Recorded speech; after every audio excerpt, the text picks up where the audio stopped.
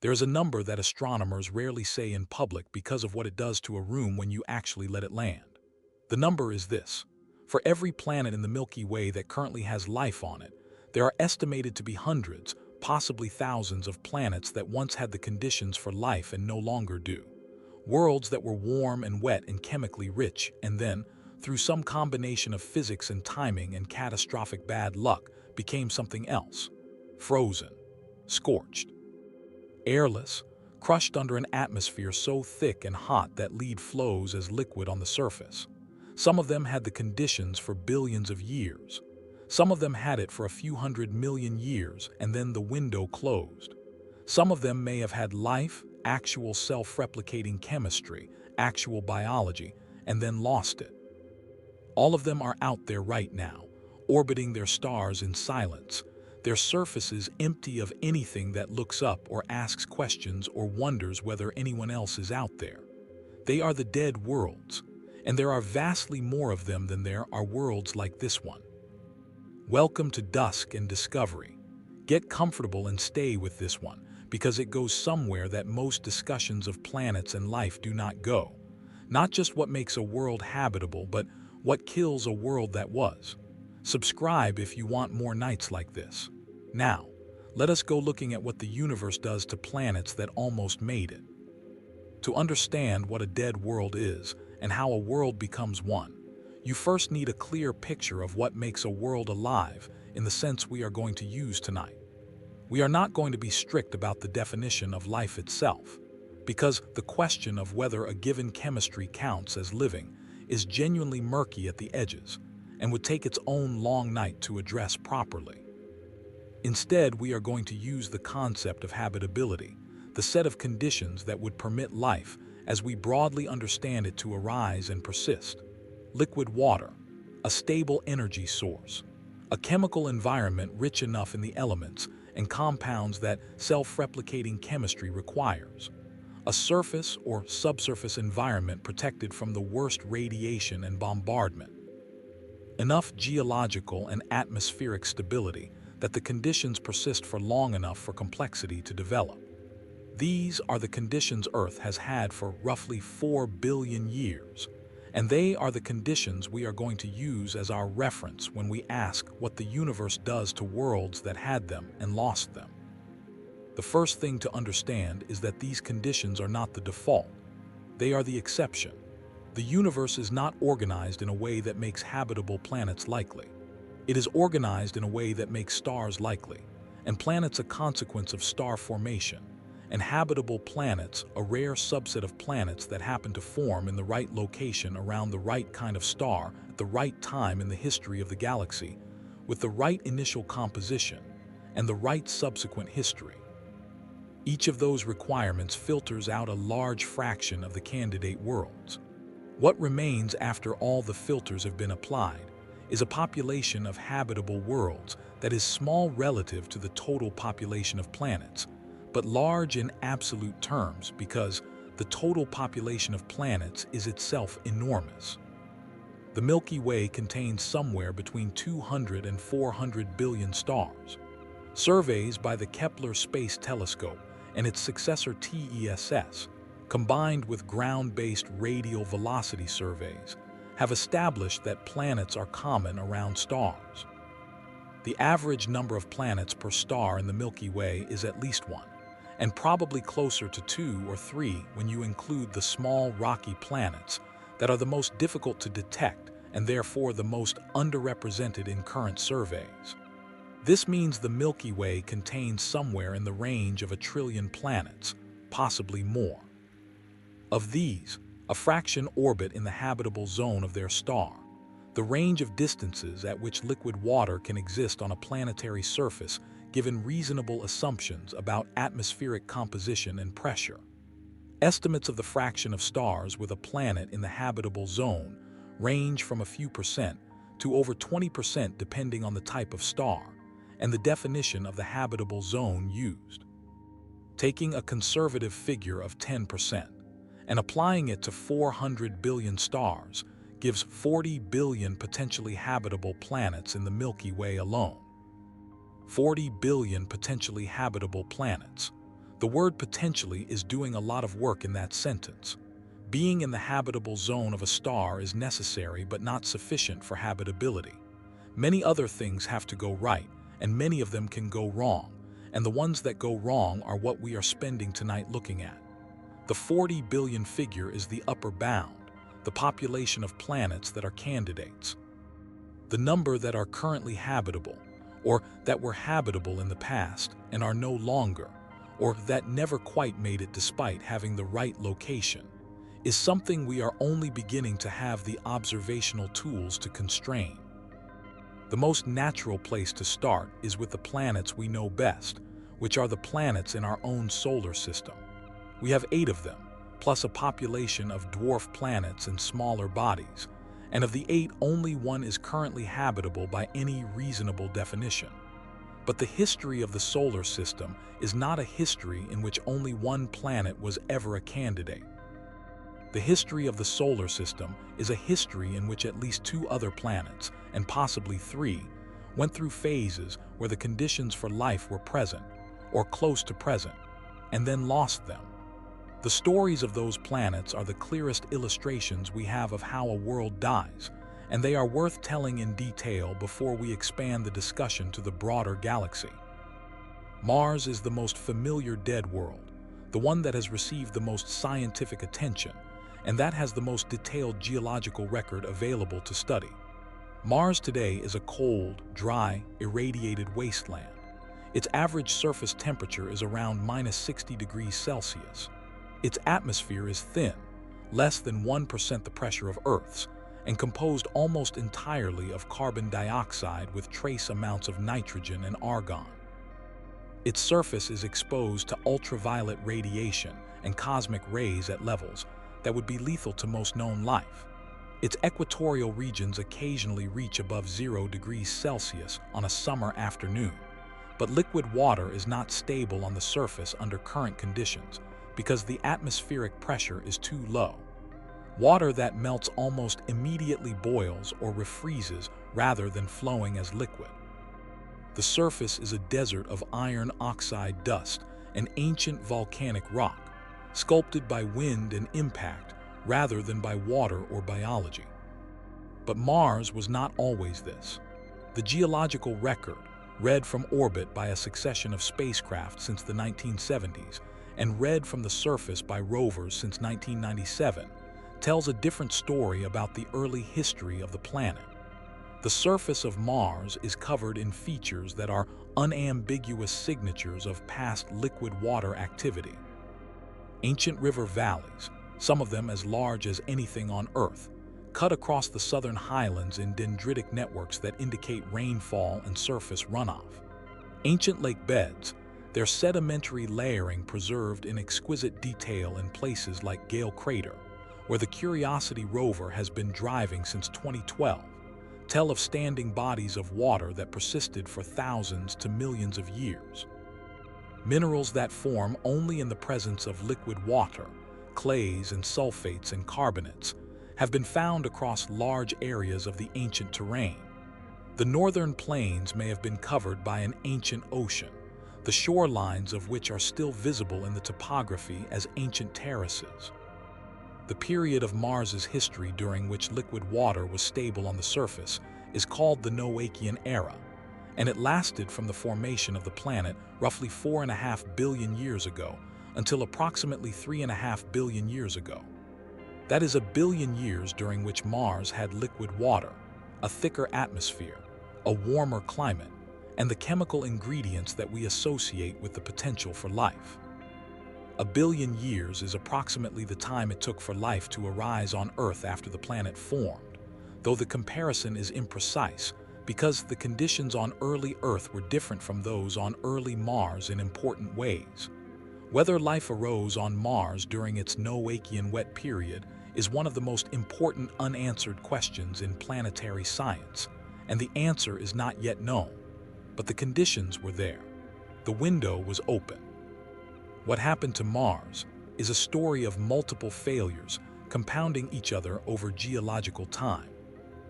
each one tipping the planet further from the conditions that might have sustained life and further toward the frozen, irradiated wasteland it is today. The first and most fundamental failure was the loss of Mars's global magnetic field. Like Earth, early Mars had a magnetic field generated by a dynamo in its liquid metal core. This magnetic field was the planet's shield against the solar wind, the continuous stream of charged particles that the sun ejects into space. The solar wind does not warm a planet, it strips it. Given enough time without a magnetic shield, the solar wind erodes a planetary atmosphere from the top down, ionizing the upper atmospheric particles and accelerating them to escape velocity. Mars lost its global magnetic field approximately 4 billion years ago, geologists estimate, from the magnetization of ancient rocks, and from that point on the solar wind began the slow work of stripping the Martian atmosphere away. Why did Mars lose its magnetic field when Earth did not? The answer is size. Mars is roughly half the diameter of Earth and about a tenth its mass. A smaller planet has less internal heat to begin with, and it loses that heat more quickly because it has more surface area relative to its volume. The Martian core cooled and solidified more rapidly than Earth's, shutting down the convective motion of liquid iron that generates a planetary dynamo. Earth's core is still partially liquid today, still generating the magnetic field that deflects the solar wind.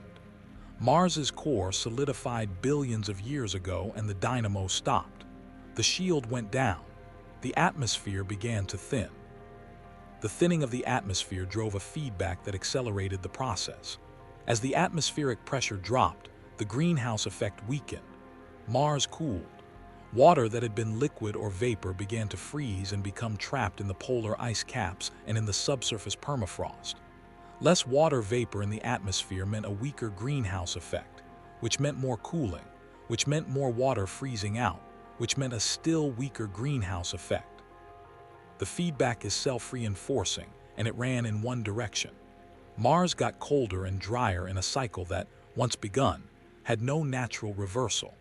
By about 3 billion years ago, the surface conditions had deteriorated to the point where liquid water was only intermittently stable, confined to low-altitude regions on warm summer days and to hydrothermal systems around volcanic vents. By 2 billion years ago, even that was largely gone.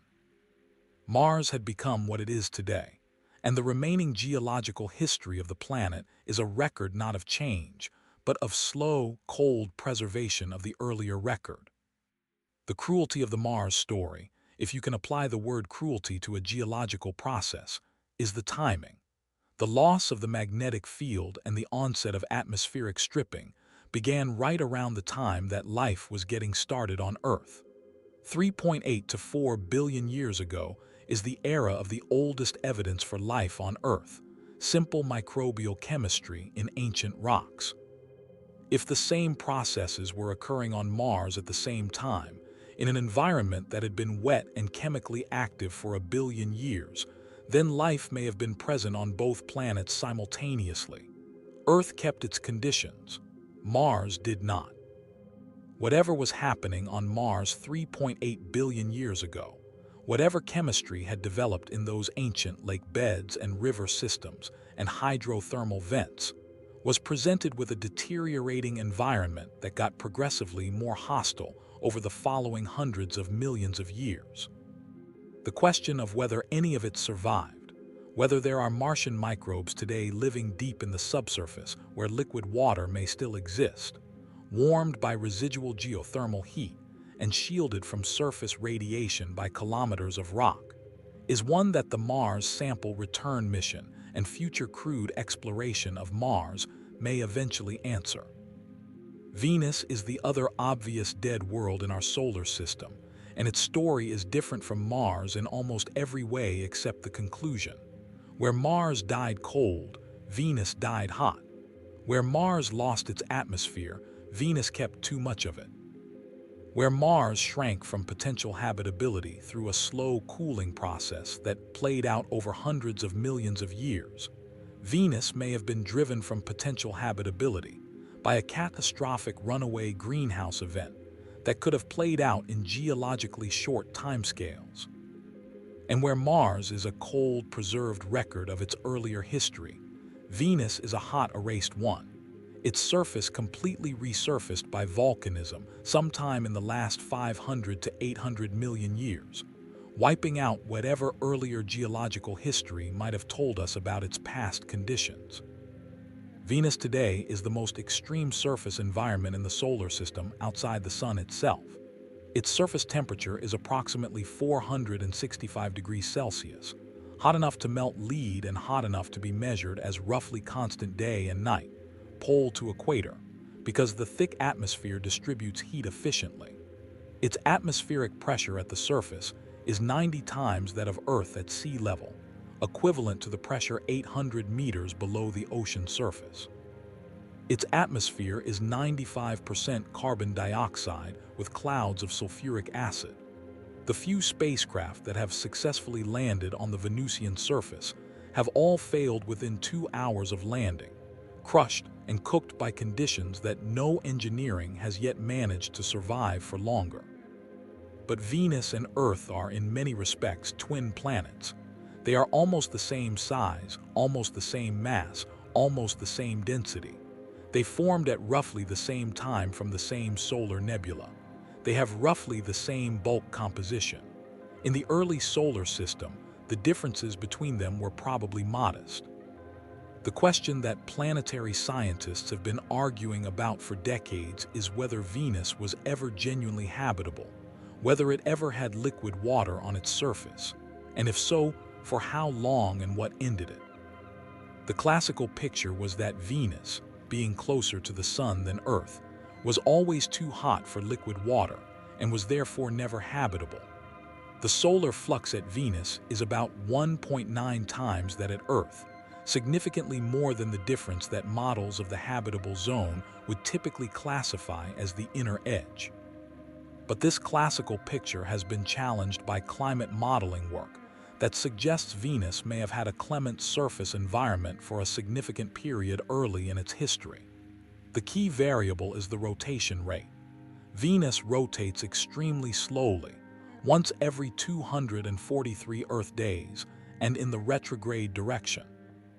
A planet that rotates slowly has a very different atmospheric circulation pattern from a planet that rotates quickly, and the circulation pattern affects the distribution of clouds, which in turn affects the planetary albedo, the fraction of incoming sunlight reflected back to space. Climate models published in the last decade have suggested that a slowly rotating Venus-like planet at Venus's distance from the Sun, with an ocean and an Earth-like atmosphere, might develop a thick band of reflective clouds on its day side that would reflect enough sunlight to keep the surface cool enough for liquid water.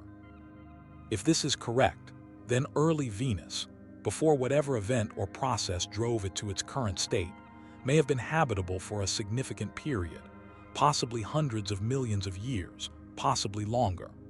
The uncertainty in this picture is large because the early rotation rate of Venus is not known, the details of its early atmospheric composition are not known, and the timing and nature of whatever drove it to its current extreme state are not known. But the possibility is taken seriously by planetary scientists, and it makes Venus not just a dead world in the casual sense, but a potentially once-living world in a scientifically meaningful sense. What killed Venus in this picture is the runaway greenhouse effect. At some point, through some combination of increasing solar luminosity, volcanic outgassing, and the eventual loss of its ocean to photodissociation and hydrogen escape, the Venusian climate crossed a threshold from which there was no return. As the surface temperature rose, the rate of water evaporation increased. More water vapor in the atmosphere meant a stronger greenhouse effect, which meant more warming, which meant more evaporation. The feedback ran away. The oceans evaporated entirely into the atmosphere.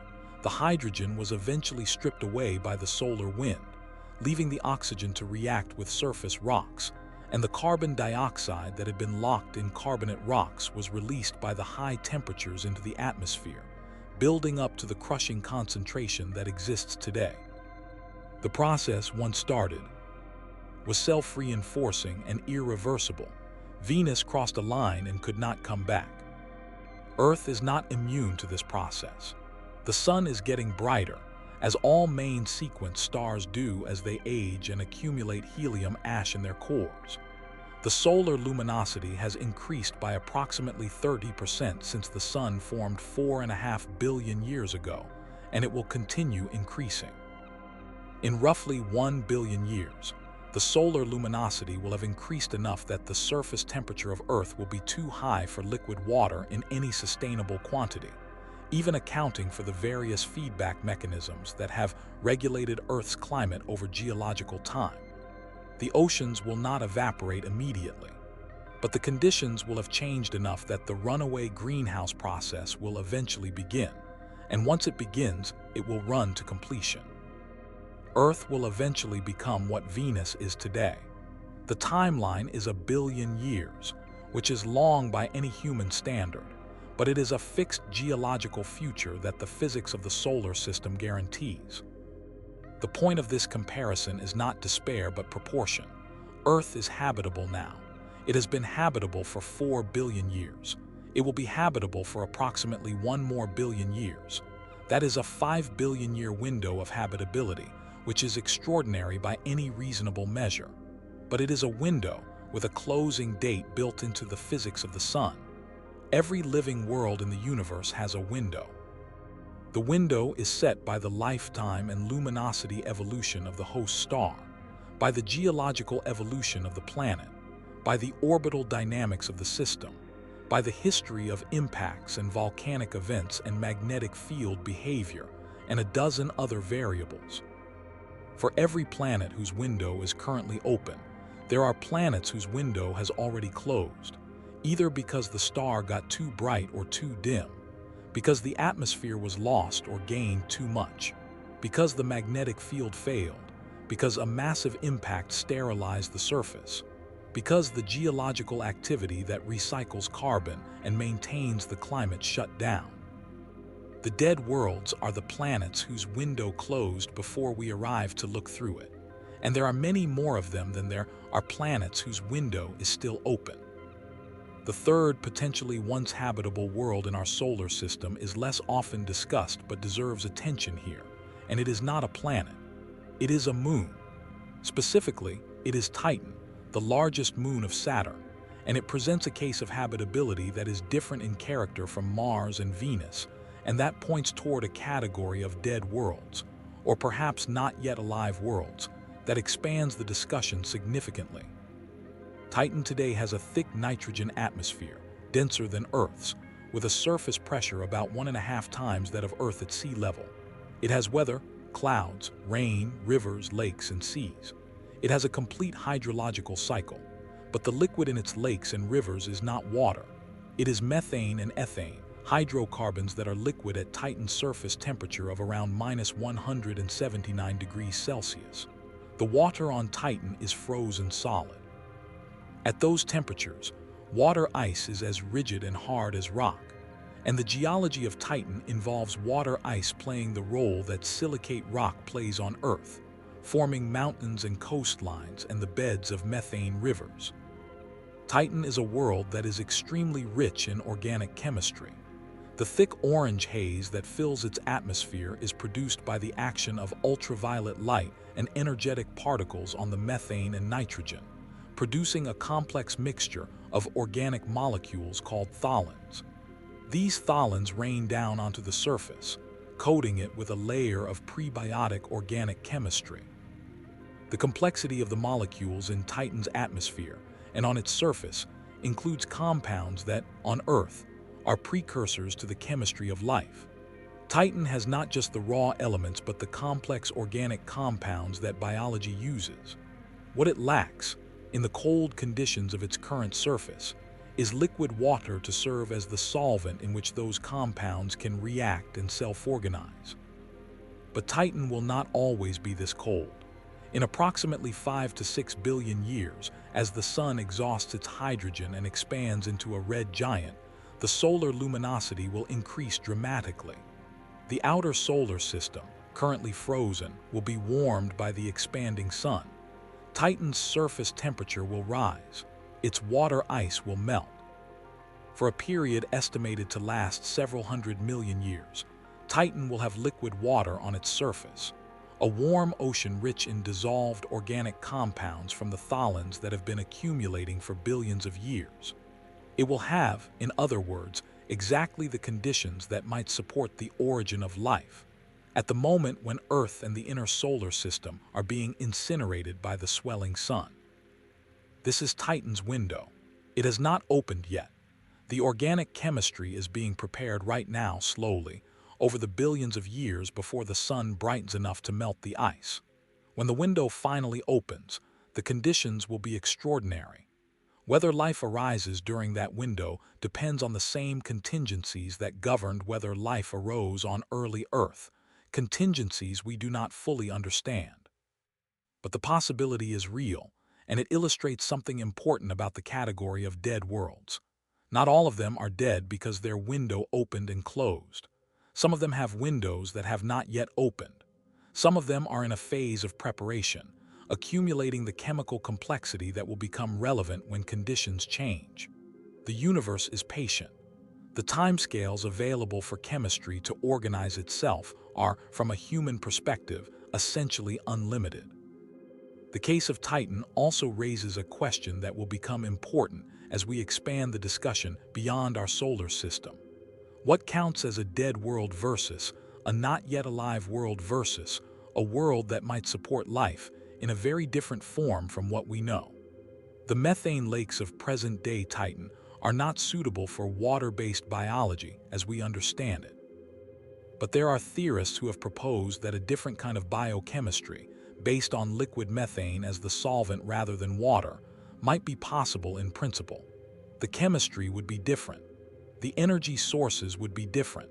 The rate of reactions at those temperatures would be very different, much slower, because chemical reaction rates depend strongly on temperature. But the possibility is not ruled out by physics. If something like life exists in Titan's methane lakes today, it would be among the most alien biology imaginable and among the hardest to detect or recognize. Whether those lakes should be classified as dead, alive, or something in between is a question that our current definitions of life are not equipped to answer with confidence. These three examples, Mars, Venus, and Titan, from our own solar system, give us a template for thinking about the galaxy. In a solar system of 8 planets and more than 200 moons, we have at least 2 planets that were probably once habitable and are now not. One moon that may become habitable in the future. One moon with conditions that might support an exotic non-water-based biochemistry today. And one planet that is currently habitable. The ratio of once habitable now dead to currently habitable is at least 2 to 1 in our own system. And that is counting only the bodies we are fairly confident were once habitable. If you include the more speculative cases, the subsurface oceans of Europa and Enceladus and Ganymede and Callisto, the ancient ocean of Ceres, the possible early habitability of the early Earth's moon, the ratio shifts further. Now scale this up to the galaxy. 40 billion potentially habitable planets in the Milky Way alone. If the ratio of dead worlds to living ones in our solar system is even approximately representative of the galaxy as a whole, then for every planet in the Milky Way that currently has life, there are dozens to hundreds of planets that once had the conditions for life and no longer do. The galaxy is a graveyard of almost planets, worlds that came close and missed, worlds that had the conditions and lost them, worlds that are in a phase of preparation for a window that has not yet opened, worlds that closed their windows billions of years ago and have been silent ever since. The specific mechanisms by which worlds die, the ways in which the conditions for life are lost once gained, are diverse enough to warrant careful examination. Not all dead worlds died the same way. Some died fast, some died slow. Some died from the inside out, some from the outside in. Some were killed by their stars, some by their own geology, some by chance events that had nothing to do with any systematic failure. The taxonomy of planetary death is as varied as the taxonomy of planetary formation, and understanding it requires thinking about the full range of things that can go wrong across the long history of a planet. The loss of a magnetic field, which we traced for Mars, is one of the most important mechanisms and deserves more attention than it usually receives in popular discussions of habitability. The magnetic field of a planet is not a decorative feature. It is an active defense system, deflecting the charged particles of the stellar wind that would otherwise gradually erode the atmosphere and strip the surface of its protection against ionizing radiation. Without a magnetic field, a planet in the habitable zone of an active star is under continuous attack from above, its atmosphere being chipped away particle by particle on a timescale that depends on the stellar wind intensity and the atmospheric composition and mass. Earth's magnetic field is generated by the convection of liquid iron in its outer core, driven by the heat flowing outward from the inner core, and from the decay of radioactive elements in the deep interior. This dynamo has been operating for at least 3.5 billion years, based on the magnetic signature preserved in ancient rocks, and it is expected to continue for at least the next billion years, though the details of its future evolution are uncertain. The existence of Earth's magnetic field for this long is itself a consequence of Earth's size, which gave it enough internal heat to keep its outer core liquid, and of its composition, which gave it the right mix of radioactive elements to sustain the internal heat source over geological time. Smaller planets and planets that formed with a different composition and therefore different radioactive heating may lose their magnetic fields much sooner. The minimum planet size required to sustain a long-lived dynamo is not precisely known, but Mars's example suggests that planets significantly smaller than Earth are at risk of losing their magnetic fields within the first billion years.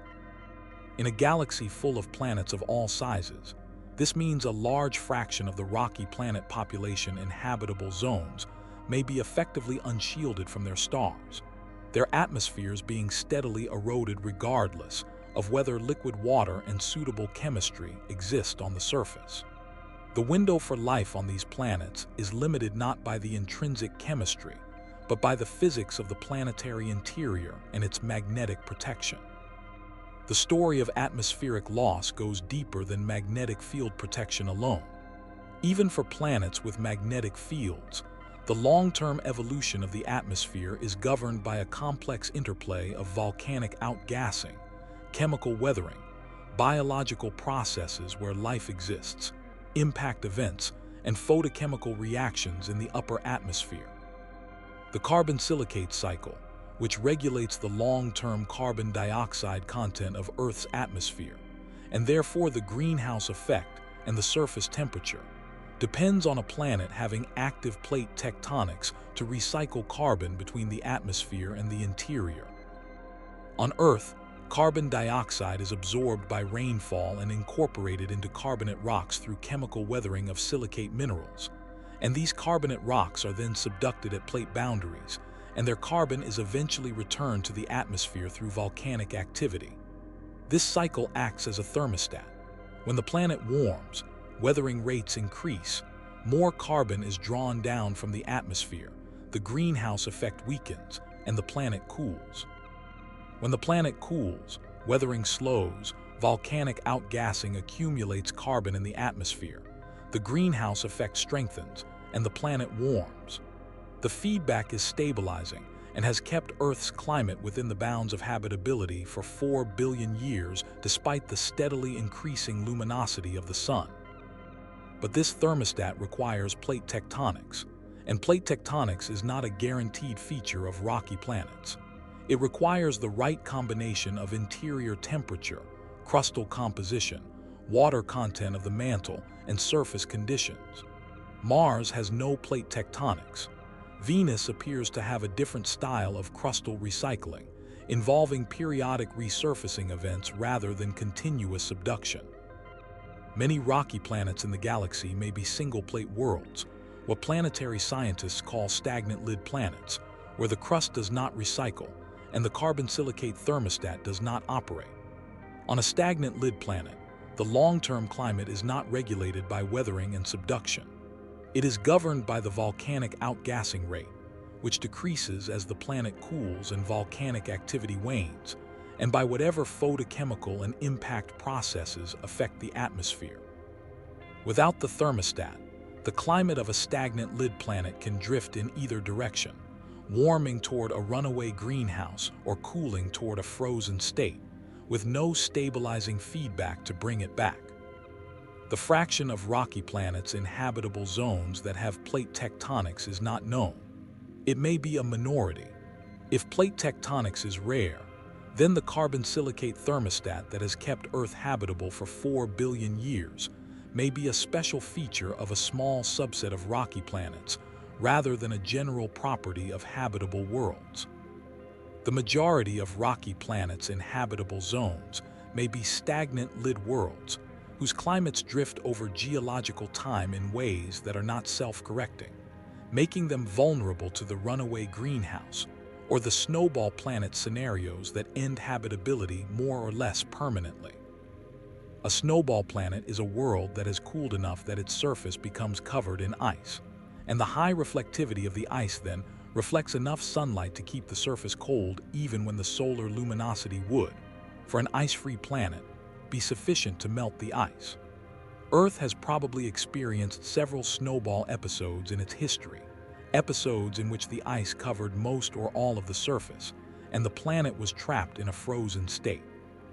It escaped each time through the accumulation of volcanic carbon dioxide over millions of years, which eventually warmed the planet enough to begin melting the ice, at which point the lower reflectivity of open ocean triggered a rapid warming that ended the snowball state.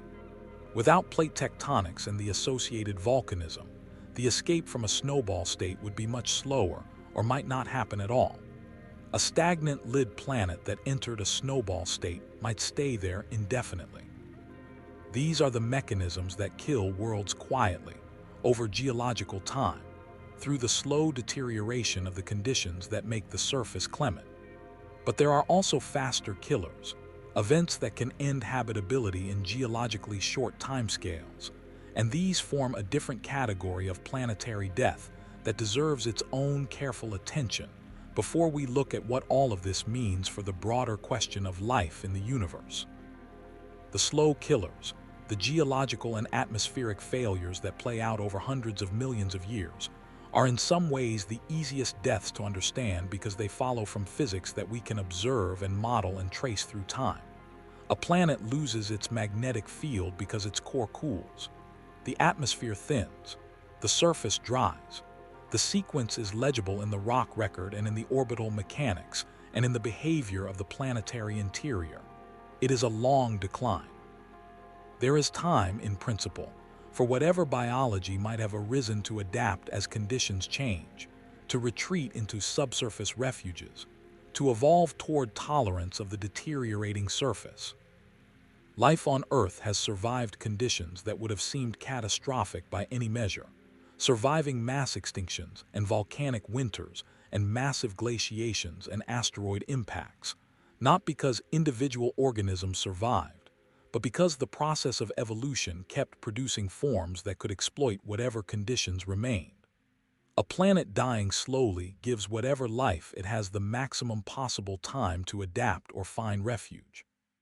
The fast killers are different. They do not give time.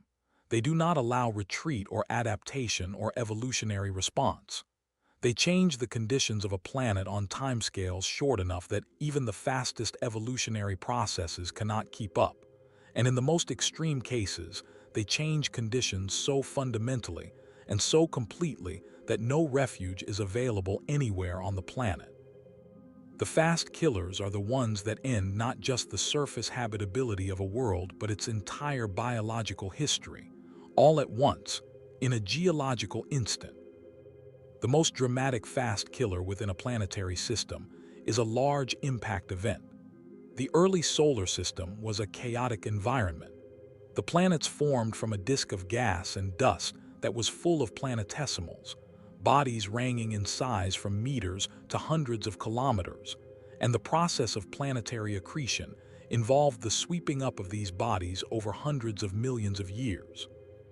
The inner solar system was bombarded heavily for the first several hundred million years after the Sun formed, a period called the Late Heavy Bombardment, whose timing and intensity are still debated, but whose reality is recorded in the impact craters that cover the ancient surfaces of the Moon and Mars. The Moon itself is the product of an enormous impact event, the collision of a Mars-sized body called Theia with the early Earth approximately 4.5 billion years ago. This collision melted the entire surface of the Earth, vaporized the oceans that may have already existed, and produced a debris disk from which the Moon assembled over the following decades to centuries. An impact of that scale is a complete reset. Whatever chemistry or biology existed on Earth before the Theia impact was obliterated by an event that liquefied the entire surface and stripped away the atmosphere. Earth's habitability effectively began again after the moon-forming impact, from a molten surface that had to cool, degas a new atmosphere, and accumulate water before the conditions for life could be re-established. The fact that life appears to have arisen on Earth relatively quickly after the end of the heavy bombardment, within a few hundred million years, suggests either that life originates readily given appropriate conditions, or that life survived the bombardment in some protected environment, perhaps in the deep subsurface or in hydrothermal systems. Both possibilities are considered, and neither is ruled out. For planets in other solar systems, the history of large impacts depends on the architecture of the planetary system and the distribution of large bodies within it. A planetary system with a large outer planet in a roughly circular orbit, like Jupiter in our solar system, may act as a gravitational shield, deflecting or capturing many of the large bodies that would otherwise be on trajectories to hit the inner planets. A planetary system without such a shield, or with an outer giant planet in an eccentric orbit that scatters small bodies inward rather than capturing them, may have inner planets that receive a much higher flux of large impactors over their history. The architecture of a planetary system, determined by its formation history, sets the baseline rate of large impacts on its inner planets, and that rate is one of the factors that determines whether a habitable world can maintain its habitability over geological time or whether it gets reset periodically by catastrophic impact events. Even impacts much smaller than the moon-forming event can cause mass extinctions that approach the threshold of sterilization.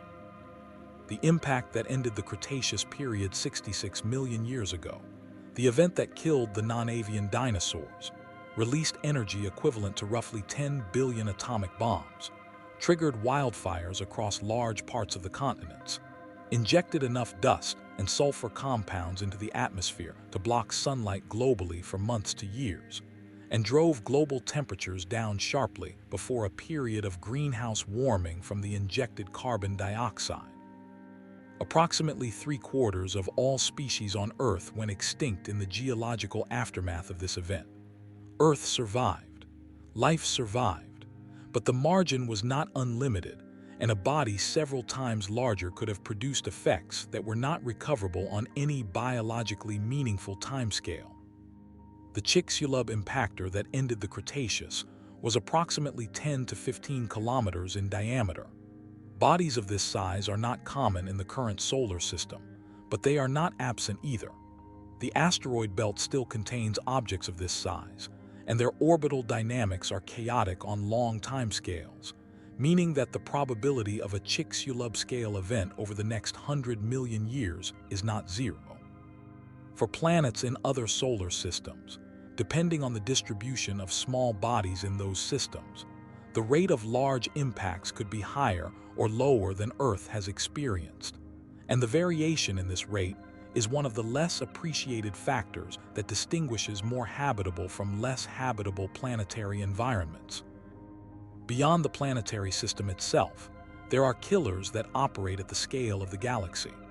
The most dramatic of these is the gamma-ray burst. A gamma-ray burst is the most energetic electromagnetic event in the observable universe, produced by either the collapse of a rapidly rotating massive star into a black hole or the merger of two neutron stars.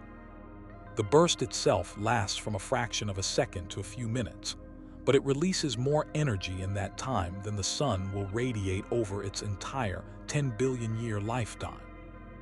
The radiation is beamed along the axis of rotation of the collapsing system, producing a jet of gamma rays that, if aimed at a nearby planet, would deliver a dose of ionizing radiation sufficient to destroy the ozone layer, expose the surface to lethal ultraviolet radiation for months to years, and trigger a mass extinction comparable to or exceeding the worst events in Earth's history. The effective range of a gamma ray burst for causing significant biological damage is estimated at roughly 8,000 light-years. Within that range, a burst aimed at a planet could strip the ozone layer and significantly sterilize the surface. At distances of a few thousand light-years, the damage could be severe enough to constitute a mass extinction event. At distances of a few hundred light-years, the damage might be severe enough to approach complete sterilization of the surface and atmosphere. How often does this happen? The rate of gamma ray bursts in a galaxy like the Milky Way is estimated at roughly 1 per million years. The fraction of those bursts that are aimed along a line of sight toward any given planet is small, because the jets are narrow. The probability of a given planet being in the line of fire of a gamma ray burst close enough to cause serious damage in any given million years is very low. But the universe is old and the galaxy is large, and the cumulative probability over billions of years adds up. The astrophysicist and science communicator Arnon Dar estimated that gamma ray bursts may have been responsible for several of the mass extinction events in Earth's history, though this hypothesis is not universally accepted and the evidence is indirect. More importantly, for the population of habitable worlds in the galaxy as a whole, gamma ray bursts are more frequent in certain regions of the galaxy than others. The inner galaxy, where star density is higher and massive stars are more common, has a higher rate of both long gamma ray bursts from massive star collapse and short gamma ray bursts from neutron star mergers. Planets in the inner galaxy are exposed to a higher flux of gamma ray radiation than planets in the outer galaxy. The galactic habitable zone, a concept proposed by astronomers Charles Lineweaver and others, takes into account the gamma ray burst rate along with the metallicity distribution and stellar density to estimate the region of the Milky Way where long-lived habitable planets are most likely. The conclusion is that the most favorable region is a ring at intermediate galactic radii, far enough from the dense inner galaxy to avoid the highest gamma ray burst rates and supernova frequencies, but close enough to the regions of active star formation to have the heavy element abundances needed for rocky planet formation. Earth sits near the inner edge of this zone, and the fact that our planet has not been gamma ray burst sterilized in 4 billion years may be partly a matter of good galactic positioning. Supernovae, the explosions of massive stars at the end of their lives, are related but distinct external killers. A nearby supernova at a distance of less than about 30 light-years could deliver a radiation dose to a planet's surface significant enough to cause severe biological damage, potentially triggering a mass extinction. At distances of a few light-years, the effects could be sterilizing. The rate of supernovae in the Milky Way is roughly 1 per century, but the probability of any given supernova occurring within 30 light-years of a given planet is small enough that the expected frequency of near-miss supernovae over a planet's history is probably not high. Over the 4.5 billion-year history of the solar system, the expected number of supernovae within 30 light-years of Earth is estimated at perhaps a handful, none of which appears to have produced a recorded mass extinction event, though some researchers have suggested correlations between supernova events and the timing of certain extinction episodes in the fossil record. The galactic environment also matters through its effect on the delivery of comets and asteroids. Stars pass close to the solar system periodically, and close stellar encounters can perturb the outer Oort cloud, sending showers of comets into the inner solar system on trajectories that increase the impact rate on the inner planets for periods of millions of years. The frequency of such encounters depends on the local stellar density, which varies with galactic position. Planets in regions of higher stellar density experience more frequent perturbations of their comet clouds, and therefore higher rates of cometary impact, with corresponding higher rates of large impact events and the biological disruptions that accompany them. Coming back inside the planetary system, there is a class of fast killer that operates not through impacts or external radiation, but through the orbital dynamics of the system itself. The orbits of planets in multi-planet systems are not guaranteed to be stable over geological time.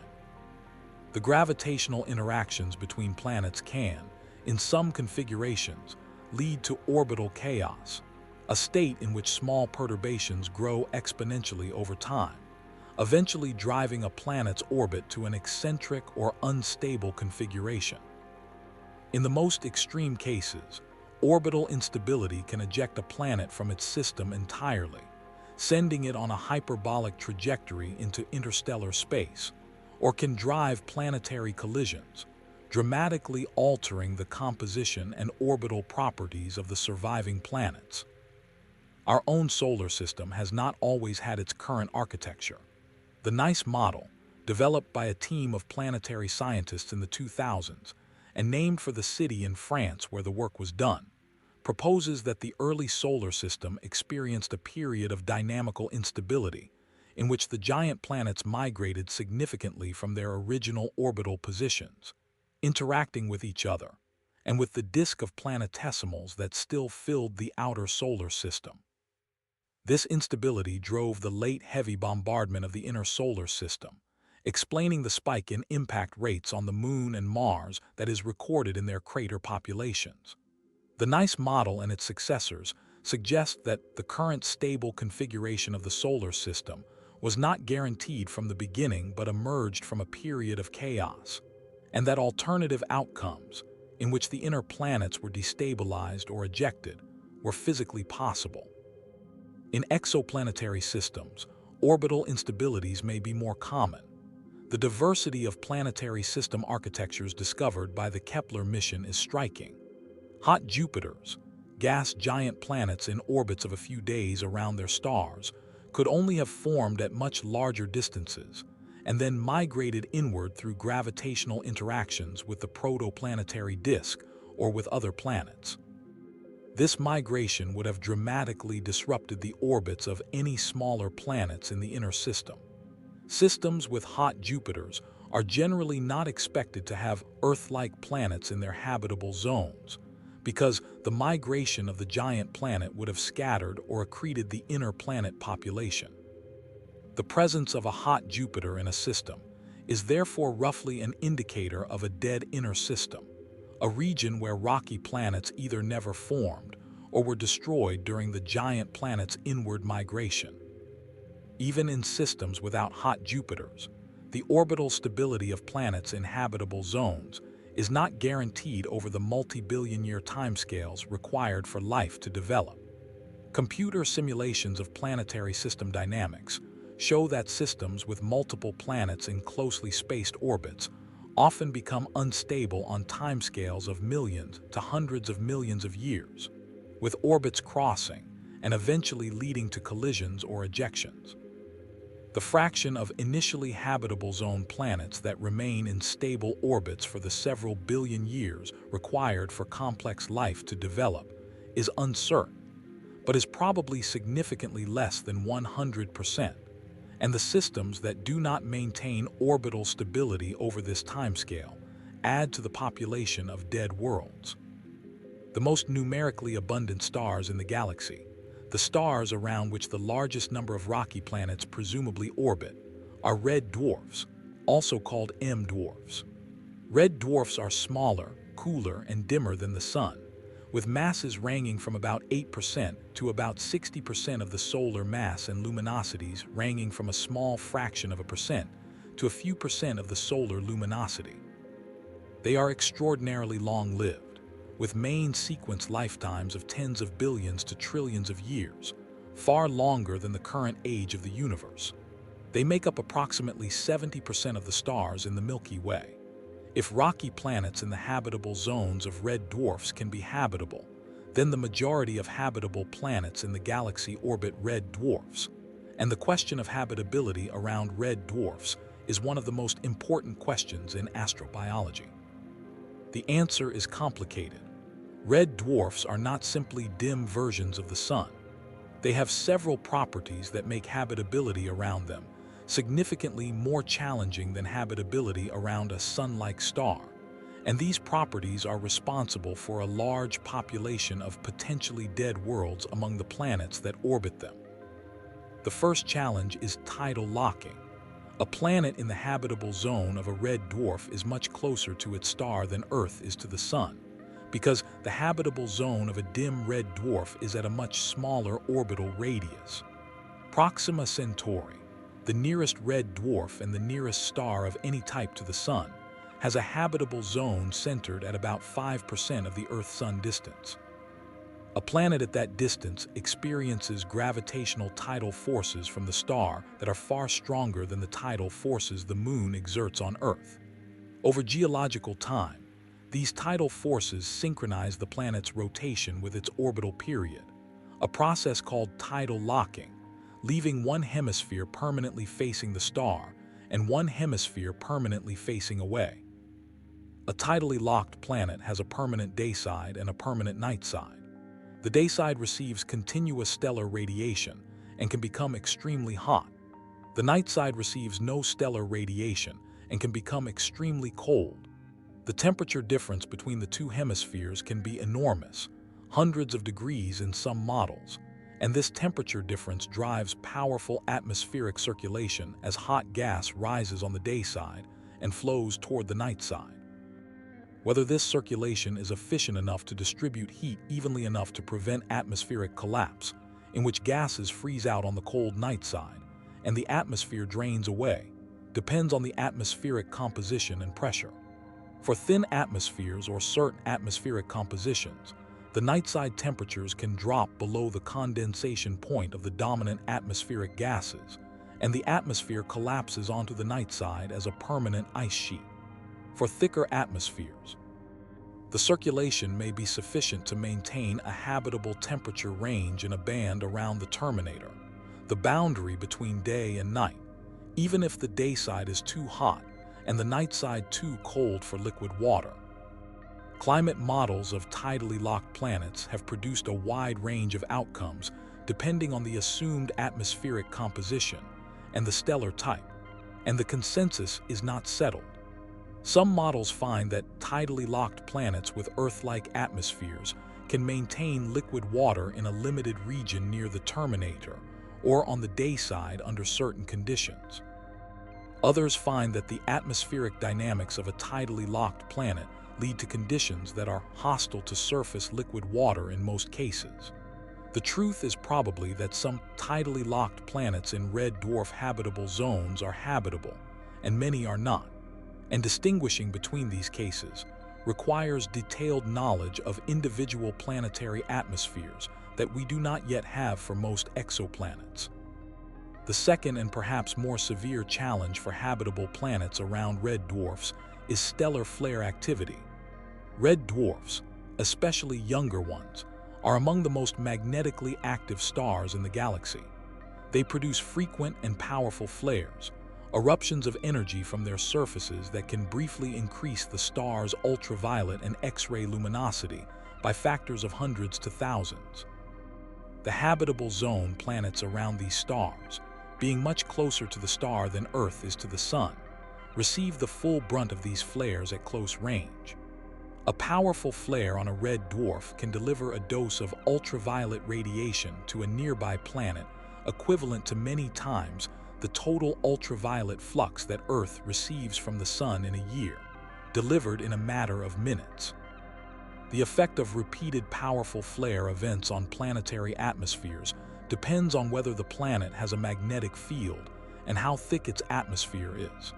A planet with a strong magnetic field and a thick atmosphere can buffer the effects of flares, absorbing and deflecting the radiation before it reaches the surface.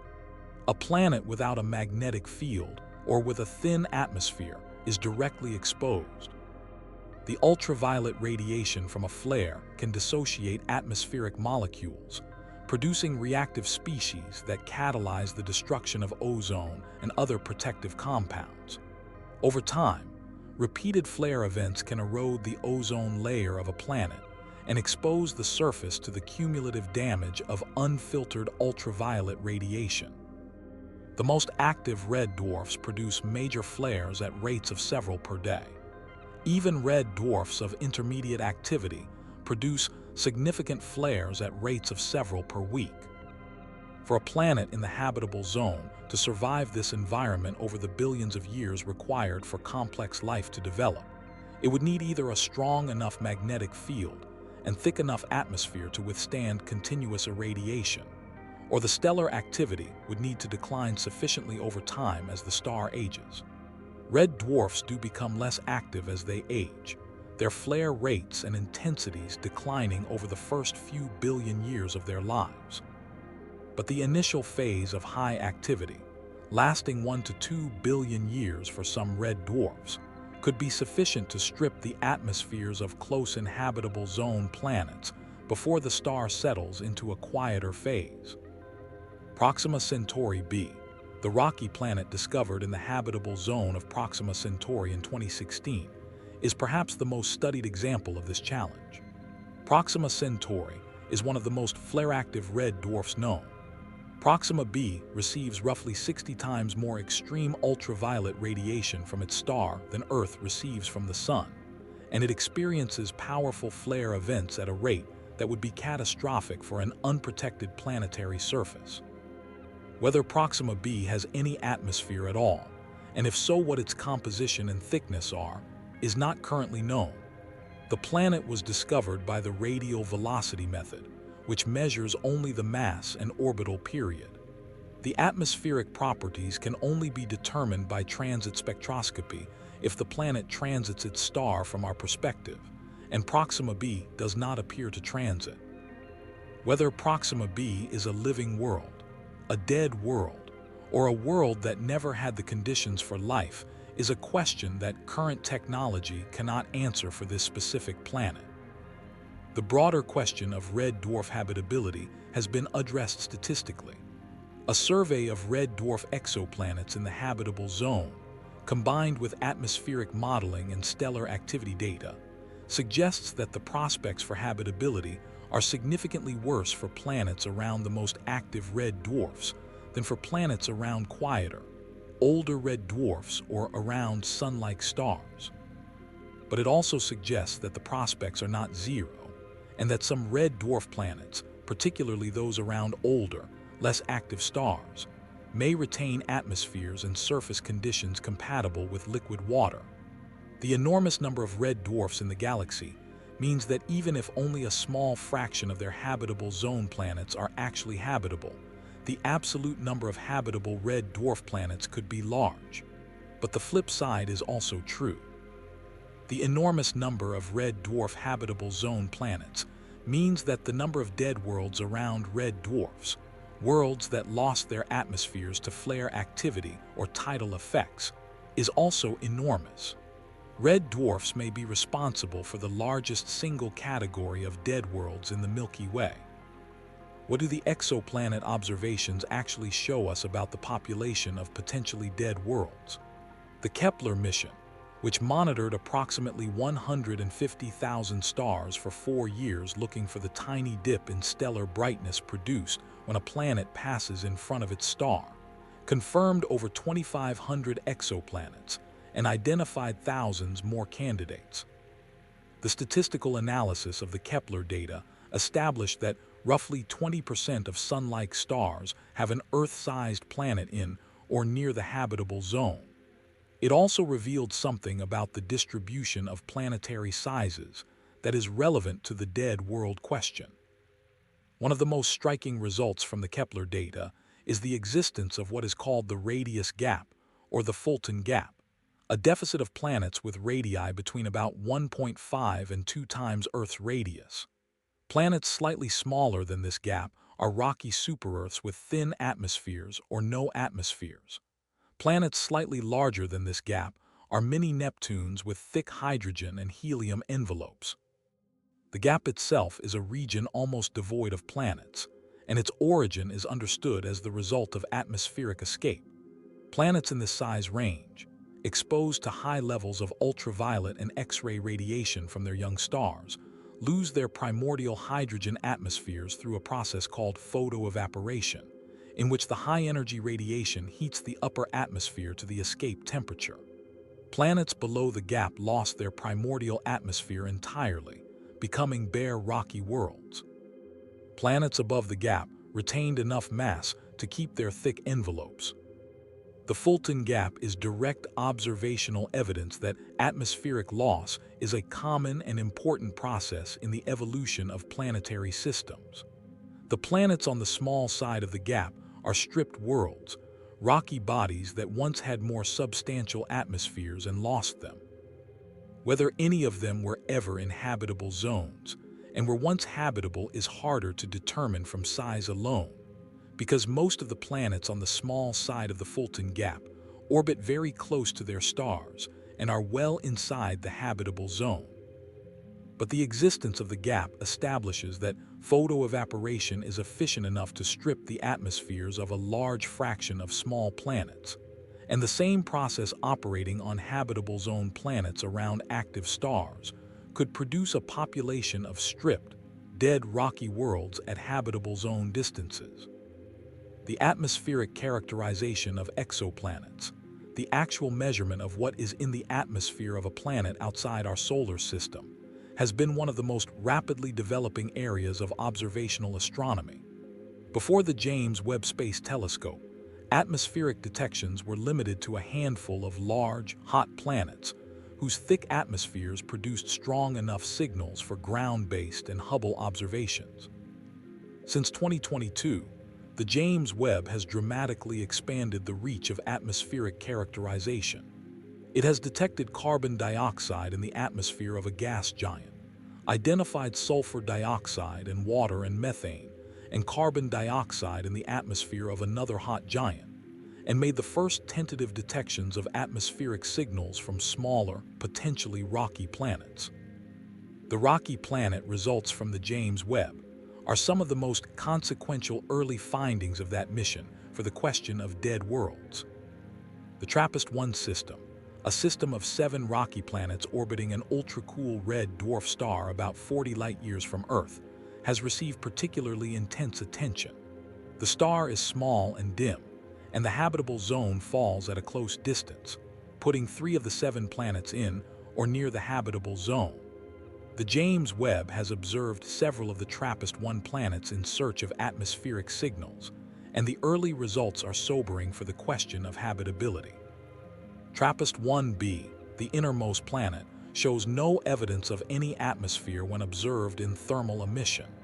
If it had a thick atmosphere, the heat would be redistributed around the planet, and the thermal emission from the night side would be detectable. Instead, the measurements are consistent with a bare rock with no significant atmospheric redistribution.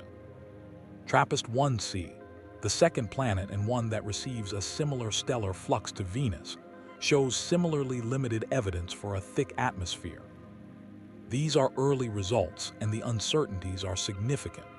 The absence of a detected atmosphere is not the same as a confirmed absence of atmosphere, and the interpretation of these measurements is the subject of active scientific debate.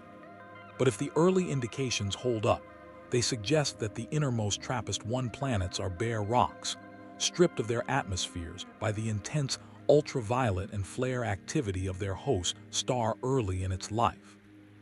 The habitable zone planets, TRAPPIST-1e, F, and G, have not yet been characterized atmospherically at the level required to determine whether they have atmospheres, and the James Webb observations of those planets are ongoing. The results, when they come, will be some of the most important data ever obtained in the search for habitable worlds beyond our solar system. What the early James Webb results from TRAPPIST-1 illustrate is that the process of atmospheric loss is not just a theoretical concern.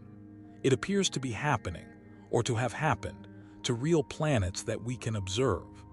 The dead worlds are not an abstraction from models and simulations.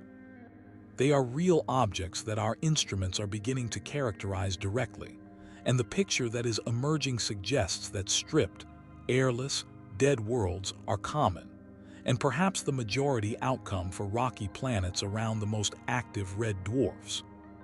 There is a category of dead worlds that does not require any failure of geology or magnetic fields or atmospheric protection.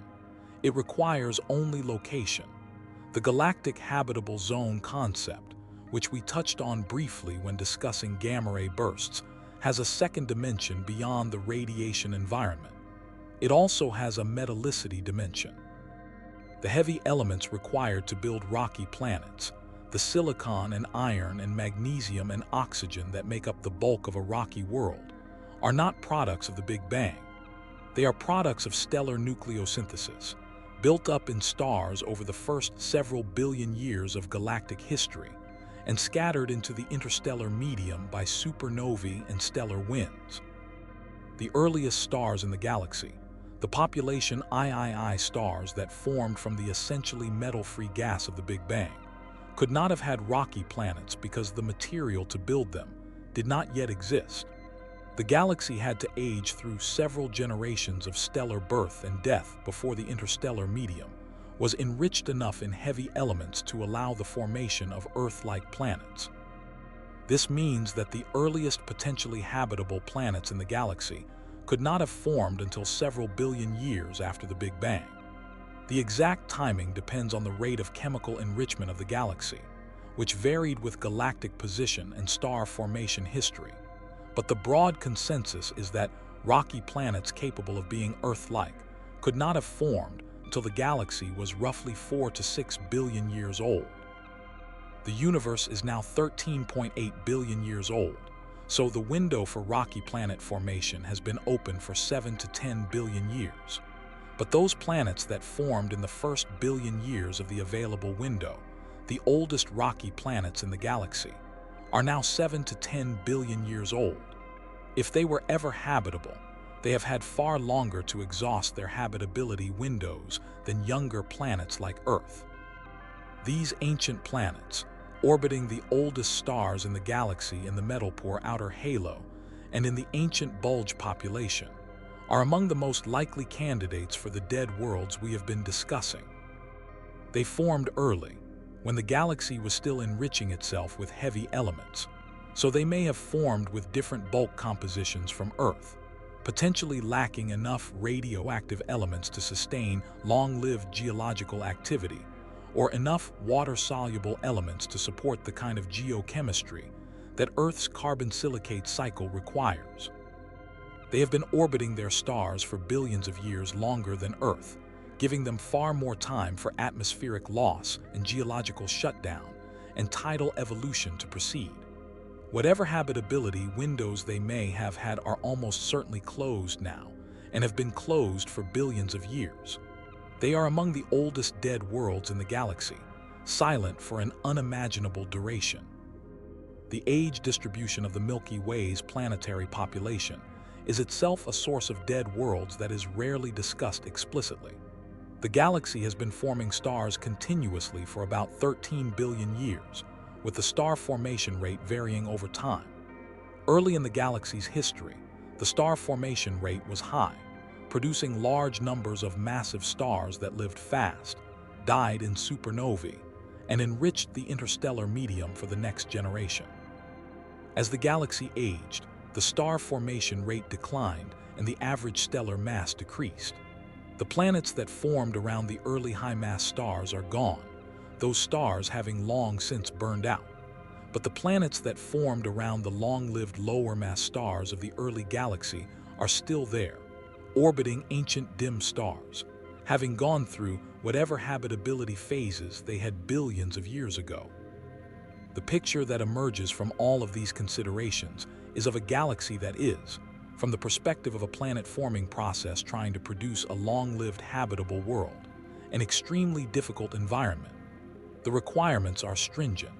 The right galactic position, far enough from the dense inner galaxy to avoid gamma-ray bursts and supernova proximity events, but close enough to the regions of active chemical enrichment to have the right elemental composition.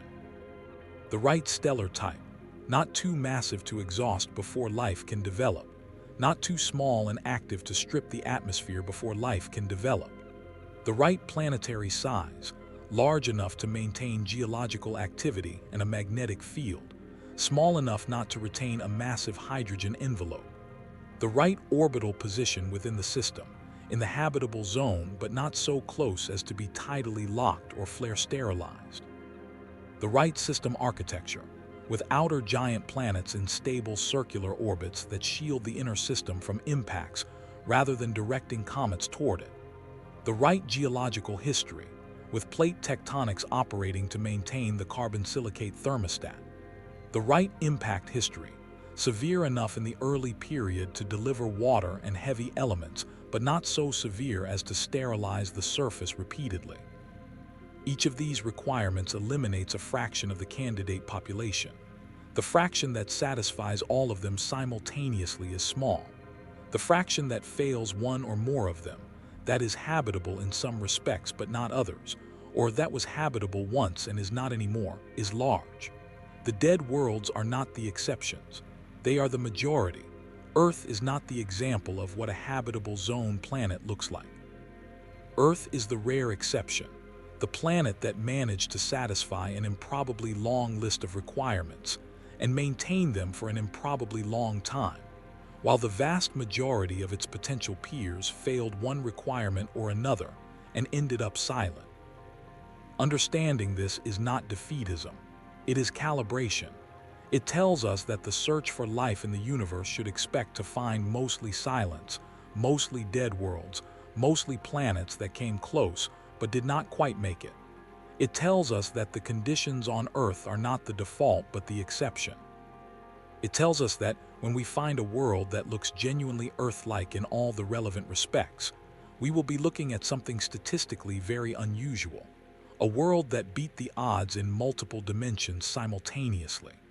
And it tells us that the odds are beatable, because we are the proof, living on the one planet in our solar system that happened to satisfy all the requirements at the right time and in the right combination and for long enough.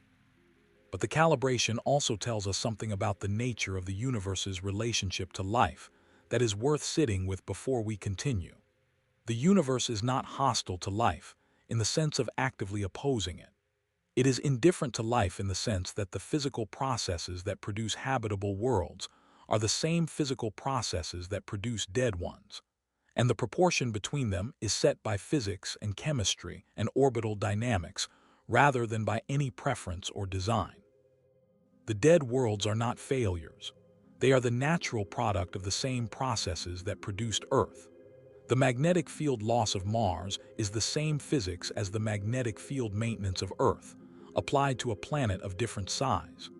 The runaway greenhouse of Venus is the same physics as the regulated climate of Earth, applied to a planet slightly closer to its star with slightly different initial conditions. The flare-stripped atmospheres of TRAPPIST-1b and c are the same physics as the preserved atmosphere of a planet around a quieter star. The physics does not care about the outcome. It simply runs, and the outcomes are distributed according to the probabilities, and the probabilities favor silence. The probabilities favor silence. That sentence deserves to sit for a moment before we move forward, because it reframes the search for life in the universe in a way that matters for how we interpret what we find and what we do not find. If the conditions required for habitability are rare, and if the fraction of habitable worlds that actually develop life is uncertain and possibly small, and if the fraction of inhabited worlds that develop detectable life is smaller still, then the baseline expectation, the thing we should predict before looking, is that most of what we observe will be silence. Not because life is impossible, but because the universe is large and the requirements are stringent, and the odds against any given world satisfying all of them simultaneously are long. The silence we currently observe from the universe is consistent with the silence we should expect if life is rare. It is also consistent with there being enormous amounts of life that we simply have not yet developed the tools to detect. The silence does not discriminate between these possibilities. Distinguishing between them requires moving from the general to the specific, from the statistical argument to the actual observation of individual worlds. This is where the science of biosignatures comes in. A biosignature is any observable property of a planet or its atmosphere that would be significantly more likely to exist if life were present than if it were absent. The concept sounds simple, but the implementation is enormously complex, because distinguishing a biological signal from a non-biological one requires knowing the full range of non-biological processes that can produce the same signal, and that knowledge is incomplete in ways that matter practically. The canonical biosignature is oxygen. Earth's atmosphere contains 21% molecular oxygen, and this oxygen is almost entirely of biological origin. The geological processes that produce oxygen, primarily the photodissociation of water vapor in the upper atmosphere followed by hydrogen escape to space, produce oxygen at a rate that is trivially small compared to the rate at which oxygen is consumed by reactions with surface rocks and volcanic gases. Without biology continuously replenishing it, Earth's atmospheric oxygen would be consumed by geological reactions in a matter of millions of years, a geological instant. The oxygen in Earth's atmosphere today is a product of billions of years of photosynthesis by cyanobacteria and later by green plants and algae, a biological fingerprint written into the composition of the air in a way that should in principle be detectable from across the galaxy by a sufficiently sensitive spectrograph. But oxygen is not an unambiguous biosignature. There are non-biological processes that can produce significant atmospheric oxygen without life. The photodissociation of carbon dioxide and water in the upper atmosphere of a planet that has lost its oceans can produce oxygen in the atmosphere while the hydrogen escapes to space. Venus, during its runaway greenhouse phase, may have produced a briefly oxygen-rich atmosphere through exactly this process. A desiccated planet that has had its oceans evaporated by an increasingly bright star may have a transient oxygen atmosphere that is entirely abiotic, a false positive for the search for photosynthetic life. The detection of atmospheric oxygen by itself is suggestive but not conclusive evidence of life. The strongest biosignature argument is based not on any single atmospheric gas, but on chemical disequilibrium. Life on Earth does not merely produce oxygen. It produces oxygen simultaneously with methane, two gases that react with each other and cannot coexist in chemical equilibrium. The rate at which methane and oxygen react to produce carbon dioxide and water is well known. For both gases to be present simultaneously in a planetary atmosphere at significant concentrations, something must be continuously producing both, faster than the reaction between them can consume them. On Earth, that something is life. Photosynthesis produces the oxygen, and methanogenic microbes in anaerobic environments produce the methane.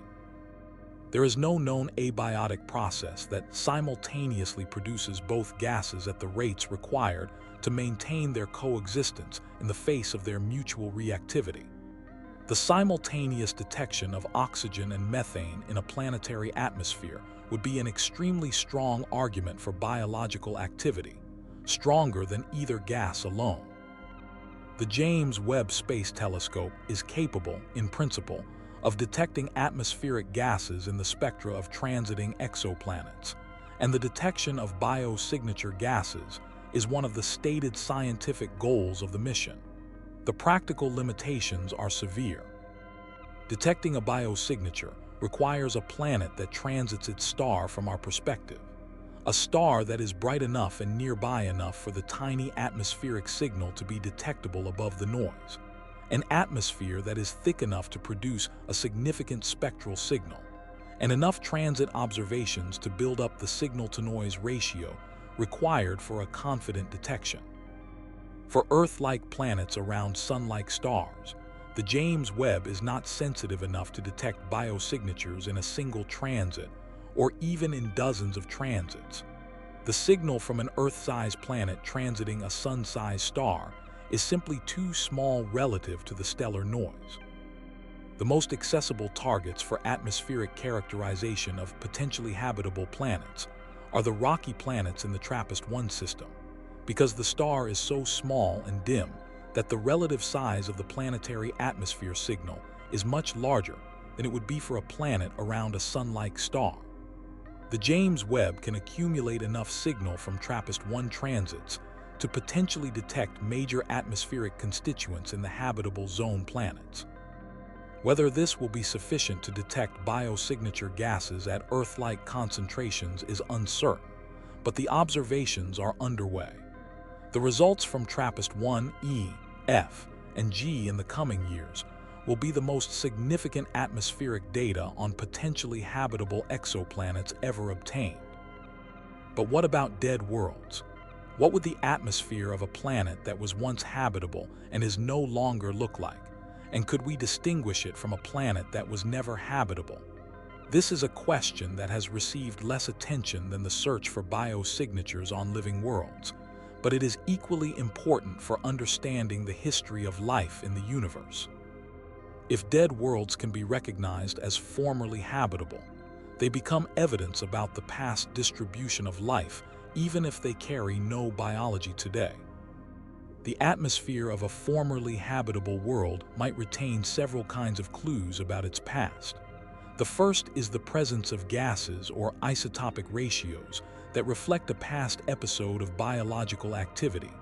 On Earth, the biological cycling of carbon and nitrogen and sulfur has left isotopic fingerprints in the geological record that can be read billions of years later. Carbon isotope ratios in sedimentary rocks carry the signature of photosynthetic discrimination, the preference of photosynthetic organisms for the lighter carbon-12 isotope over the heavier carbon-13. Sulfur isotope ratios carry signatures of bacterial sulfur metabolism. These signatures are not detectable remotely in planetary atmospheres, but they are detectable in rock samples. And they are part of what we look for on Mars when we analyze the chemistry of ancient sedimentary rocks with rover instruments. The Curiosity rover has been driving through the sedimentary layers of Gale Crater since 2012, and it has found carbon and nitrogen and sulfur chemistry consistent with an ancient habitable environment. Whether it has found any isotopic or molecular evidence of past biology is more contested. There have been detections of organic molecules in the Martian sediments, but organic molecules can be produced by non-biological chemistry in meteorites and in the interstellar medium, and the presence of organics on Mars does not by itself indicate past life. The Mars Sample Return mission, which would bring carefully selected rock samples from ancient Martian sedimentary deposits back to Earth for analysis in terrestrial laboratories with full analytical capabilities, is the experiment most likely to produce a definitive answer to the question of whether Mars was once alive. That mission is currently in development, with a target return date in the 2030s. The second kind of clue in a dead world's atmosphere is the absence of gases that life would have removed. Earth's nitrogen-dominated atmosphere is itself a product of biological activity to a significant degree. The nitrogen cycle on Earth, in which nitrogen is fixed from the atmosphere by bacteria and returned to the atmosphere by other bacteria, has shaped the atmospheric nitrogen reservoir over geological time. A planet that once had a nitrogen cycle similar to Earth's might retain a nitrogen-rich atmosphere long after life has ended, because nitrogen is relatively inert and not consumed by geological processes at a significant rate. The presence of molecular nitrogen as a major atmospheric component on a rocky planet is therefore suggestive, though not conclusive, of a history of biological nitrogen cycling. The third and perhaps most powerful category of evidence for past life on a dead world is the structure of ancient sedimentary deposits, which can preserve the physical and chemical signatures of biological activity for billions of years under the right conditions. Stromatolites, layered sedimentary structures produced by microbial mat communities, are found in Earth's geological record going back 3.5 billion years and are among the oldest direct evidence for life on Earth. They can be recognized by their distinctive layered morphology, which is difficult to produce by purely inorganic processes. Similar structures, if they exist on Mars or any other world with ancient sedimentary deposits, would be strong evidence for past life. The Perseverance rover, which landed in Jezero crater on Mars in 2021, specifically because Jezero is an ancient lake bed with well-preserved sedimentary deposits, is looking for exactly this kind of evidence. It has identified organic molecules and mineral assemblages consistent with habitable conditions in the ancient past. It is drilling and caching rock samples from the most scientifically interesting locations in the crater for eventual return to Earth. If any of those samples contain evidence of past biology, whether isotopic, molecular, or morphological, the Mars Sample Return mission will be the experiment that reveals it. The question of what evidence for past life on Mars would tell us about the broader population of dead worlds in the galaxy is profound. If Mars was once alive, it means that life arose independently on two planets in the same solar system within the first billion years after both planets formed. This would be an extremely strong argument that life arises readily wherever conditions are suitable, that the origin of life is not a rare accident but a robust chemical process that occurs frequently given the right environment. And if life arises readily wherever conditions are suitable, and if the conditions were suitable on Mars as well as Earth, then the galaxy's history includes not just the dead worlds we can see today, but billions of once-living worlds whose biology ended when their habitability windows closed. The dead worlds become not just dead worlds but former biospheres, planets that were alive and are now silent. Their biology ended billions of years ago, their surfaces preserving the geological record of what once was. This possibility changes the emotional register of the dead world question in a way that is worth acknowledging. A dead world that was never alive is a geological curiosity. A dead world that was once alive is something else entirely. It is a biosphere that ended. A world full of organisms that evolved and diversified and adapted and eventually died when the conditions that sustained them deteriorated beyond recovery. There were, in this scenario, living things on Mars 3.5 billion years ago. Simple things, almost certainly. Microbes in the lake beds and the hydrothermal vents, doing what microbes do, metabolizing and reproducing and evolving, unaware of the gradual deterioration of the magnetic field above them, unaware of the thinning of the atmosphere, unaware that the lakes they lived in were slowly drying and the temperatures were slowly dropping, and the window through which their biology had passed was slowly closing. They did not adapt fast enough, or they retreated to the subsurface and may still be there. Or they died, all of them, the last Martian organisms ending sometime in the last 3 billion years, in a lake that dried or a hydrothermal system that cooled, in a universe that did not pause to mark the occasion. This is one of the stranger thoughts that the dead world question produces. The universe does not mark endings. There is no record anywhere of the last organism on a dying planet. No signal was sent. No monument was built. The last living thing on each dead world simply stopped living, and the planet continued in its orbit, and the star continued burning, and the galaxy continued rotating, and nothing in the universe took note. The silence of the dead worlds is not a mourning silence. It is not a commemorating silence. It is the simple absence of the signals that life produces, signals that existed and then stopped, and the universe did not notice the stopping. Sitting with this is part of what this night is for, not because it is a comfortable thought, but because it is the accurate thought. The galaxy's history. If life is common enough to arise on multiple planets in the same solar system, includes not just the stars and the gas clouds and the merging galaxies that astronomy has cataloged. It includes, or included, biology.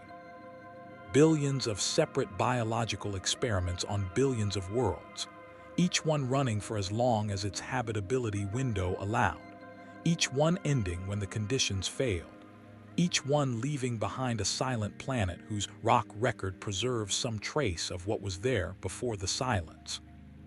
Whether any of those ended biospheres left traces that are remotely detectable is an open question. For Mars, the traces are close enough that our rovers can drive through them. For worlds in other star systems, the traces are far beyond the reach of any instrument currently imaginable.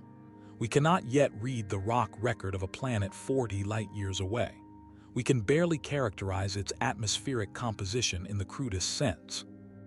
The isotopic and mineralogical signatures of past biology on an exoplanet are invisible to us not because they are not there, but because the light from a planet at that distance carries so little information about the planet's surface that extracting a signal this faint is not physically possible with any telescope that fits within the budget of any space agency currently operating.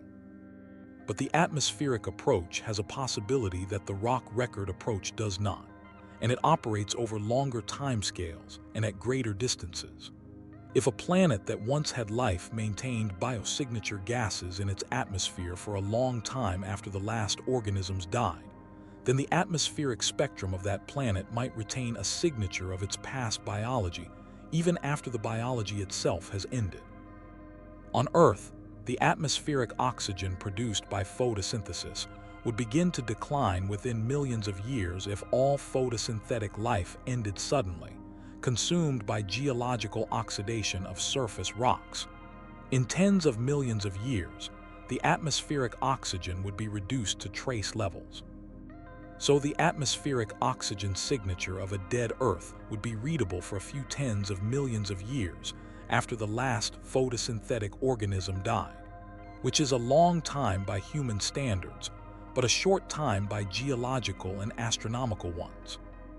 For most purposes, the atmospheric biosignature of a dead world expires too quickly to be useful for detecting a biosphere that ended billions of years ago. The planet that was alive 3 billion years ago looks, to an atmospheric spectrograph today, like a planet that was never alive. The chemistry has had time to return to a state determined by geological rather than biological processes. The biosignature gases have been consumed. The chemical disequilibrium has resolved. The atmosphere speaks only of the present, not of the past. There are exceptions to this. If the dead world's biology produced some longer-lived atmospheric or surface modification that persists on geological timescales, it might still be detectable. The most promising candidate is the modification of mineral surfaces by biological activity. Certain minerals, when exposed to biological chemistry over geological time, develop surface textures and chemical compositions that are distinct from the same minerals exposed only to inorganic processes. Oxidized iron minerals in sedimentary rock carry different isotopic signatures depending on whether they were processed by iron-oxidizing bacteria or by purely chemical oxidation. Carbonate rocks carry carbon isotope ratios that reflect whether the carbon cycling that produced them involved biological fractionation. These signatures persist in rock records for billions of years, but they require sample analysis, not remote sensing. They are what we are looking for on Mars. They are not what we can detect in the spectrum of an exoplanet. The implication is a fundamental asymmetry in what we can learn from dead worlds at different distances. For Mars, the dead world in our own solar system, we can potentially read the rock record directly and determine whether Mars was once alive. For dead worlds in other solar systems, we are essentially blind to their past biology. We can observe their current atmospheric chemistry, which may or may not reflect a biological past, but we cannot access their rock records. The question of whether the galaxy's dead worlds were once biospheres is therefore largely inaccessible to observational astronomy with any foreseeable technology. What we can do, and what the current generation of observatories is beginning to do, is characterize the distribution of atmospheric types across the exoplanet population. If we can measure the atmospheres of a large enough sample of rocky planets across a range of orbital distances and stellar types, we can begin to build a statistical picture of what kind of atmospheric compositions are common and what are rare. Atmospheres that are rich in nitrogen and oxygen and show chemical disequilibrium would stand out from the distribution. Atmospheres that are bare rock or thick carbon dioxide or hydrogen-dominated would cluster in different parts of the parameter space. The outliers, the planets whose atmospheric chemistry cannot be explained by the standard abiotic models, would be the candidates for further investigation.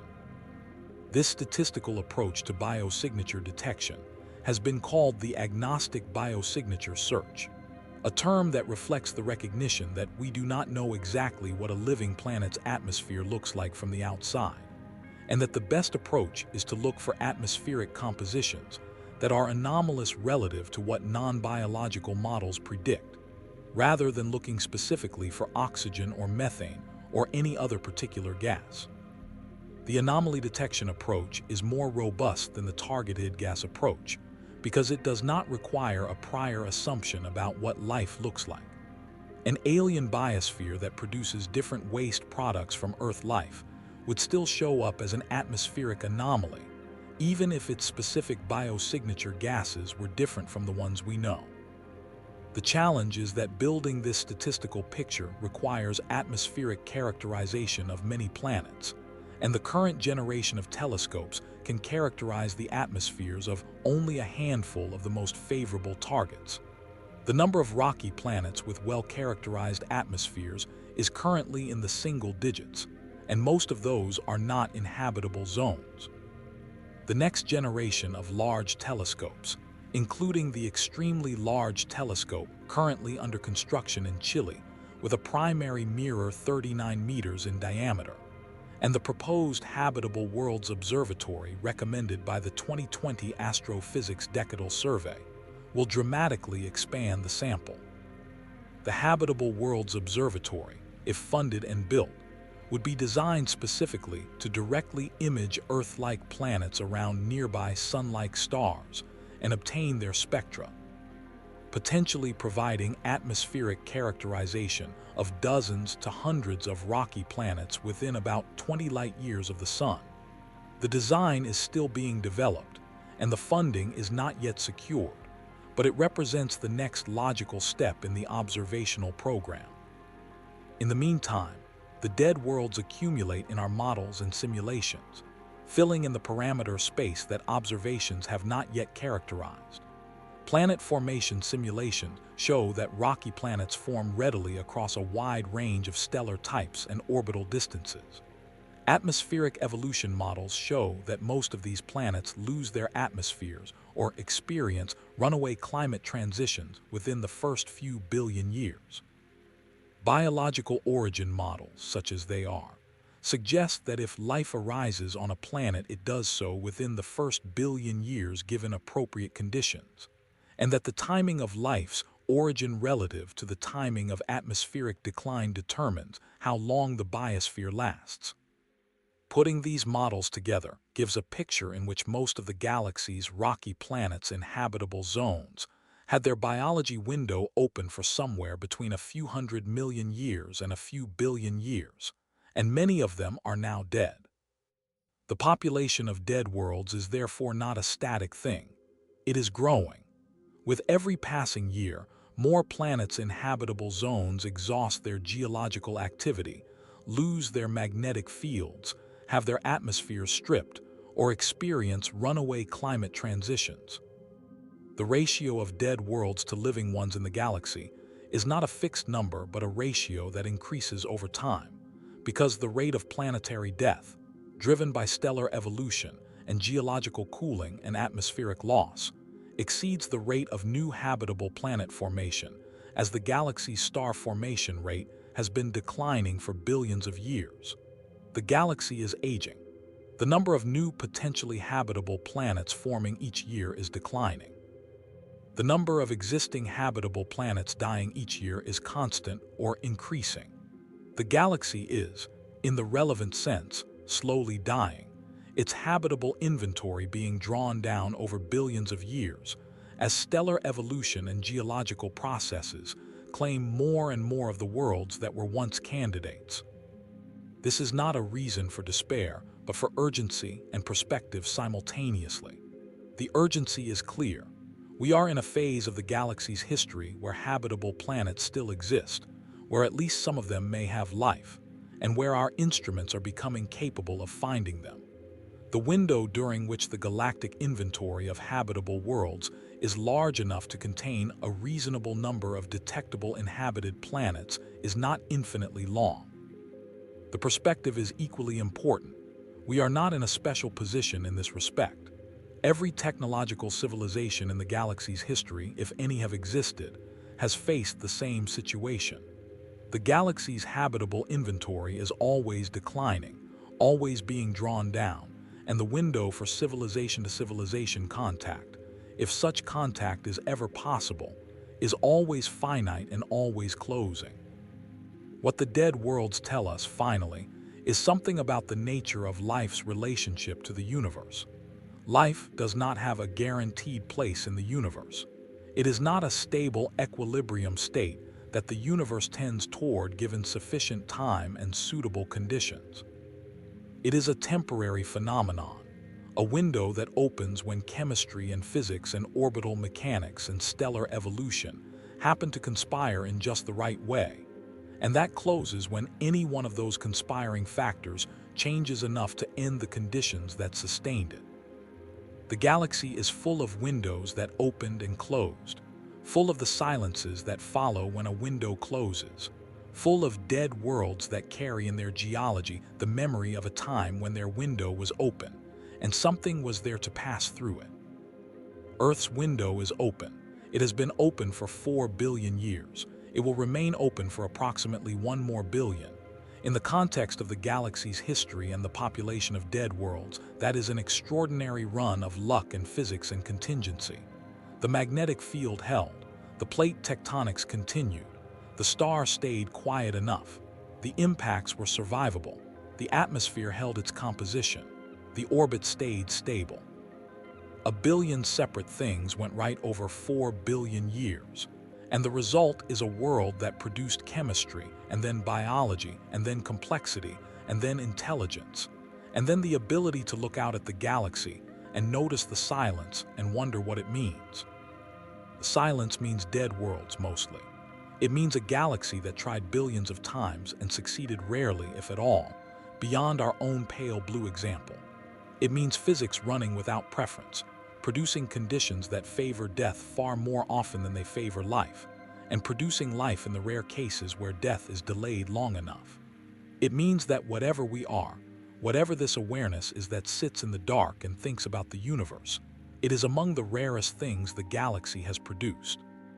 Not because the universe made us special, but because the universe makes everything difficult, and we happen to be one of the things that made it through. The rarest things the galaxy has produced. That phrase is worth pulling on before we let it settle, because it contains a claim that sounds like comfort and is actually something more complicated. It is not comfort in the sense of being reassuring. A rare thing is not a protected thing. A rare thing is not a thing the universe will take special care of. The galaxy has produced rare things before, and it has watched them end without intervention, without ceremony, without any adjustment to the physics that caused the ending. The dead worlds were rare too in their time. The world that had 1 billion years of warm oceans and complex chemistry and perhaps the beginnings of something that might have become more, that world was rare, and it ended. The rarity did not protect it. The rarity only means there were not many of them, not that the ones that existed were safe. So the question that the dead worlds force on us, eventually, is not just a question about other planets in distant systems. It is a question about this planet, about the window that is currently open here, the window that has been open for 4 billion years, and that the physics says will remain open for approximately 1 more billion. And underneath that billion-year figure, which is comfortable enough to feel effectively infinite from a human perspective, there are shorter timescales and more immediate risks that the study of dead worlds makes vivid in a specific way. The threats to Earth's habitability window do not all operate on billion-year timescales. Some of them are geological, playing out over millions of years. Some of them are astronomical, driven by the properties of our galactic neighborhood on timescales of tens of millions of years. And some of them, the ones that the study of planetary death makes most relevant to the present moment, are self-inflicted. They are the product not of stellar evolution or magnetic field failure or orbital instability, but of the biology itself, specifically the subset of biology that has developed technology and is using it at a scale that is measurably altering the atmospheric composition and surface conditions of the planet. Earth is currently in the early stages of an anthropogenic modification of its atmosphere. The concentration of carbon dioxide in the atmosphere has risen from approximately 280 parts per million before the Industrial Revolution to over 420 parts per million today, and it is continuing to rise. The rate of increase is faster than any natural carbon cycle perturbation in the geological record over the past 66 million years. The climate system is responding with measurable warming, sea level rise, ocean acidification, and shifts in precipitation patterns that are already detectable and will become more pronounced over the coming decades and centuries. In the context of the dead worlds we have been discussing, this is recognizable as the beginning of a feedback. Not yet a runaway feedback of the Venus type, not a process that is currently on a trajectory to boil the oceans or cause a true runaway greenhouse. The physics of the runaway greenhouse on Earth requires a much larger increase in atmospheric carbon dioxide than current projections suggest is likely in the next few centuries, and the Earth has natural stabilizing feedbacks that Venus lacked or lost, including its oceans and its plate tectonic carbon cycle. But the current trajectory is a perturbation of the climate system in the direction of warming, and the question of where that trajectory leads, and whether the stabilizing feedbacks are strong enough to prevent outcomes that are catastrophic for civilization, even if not for all life, is one of the most consequential scientific and political questions of the present moment. What the study of dead worlds adds to this discussion is not a specific prediction about Earth's future climate. It adds a frame. It places the current situation in the context of what happens to planets when their atmospheric composition changes in ways that alter the surface energy balance, and what those changes can lead to over different timescales depending on the initial conditions and the available feedbacks. Mars lost its habitability through atmospheric loss. Venus lost its habitability through atmospheric accumulation. Earth is currently accumulating carbon dioxide in its atmosphere at a rate that has no parallel in the recent geological record. The direction of the perturbation is toward Venus, not toward Mars.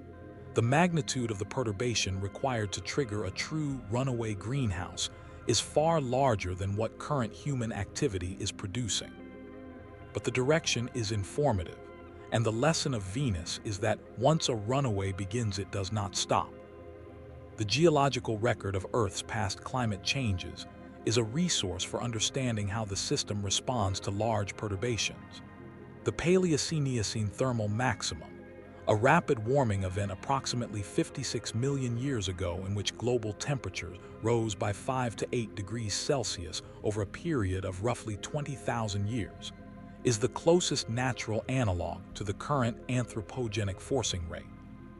It was associated with massive disruption of marine ecosystems, significant extinction events in some groups, and took approximately 200,000 years for the climate to return to its pre-event baseline. The cause was a large pulse of carbon dioxide and methane into the atmosphere, possibly from volcanic activity or from the destabilization of seafloor methane hydrates. The rate of carbon release during the Paleocene-Eocene thermal maximum was slower than the current anthropogenic rate by a factor of roughly 10.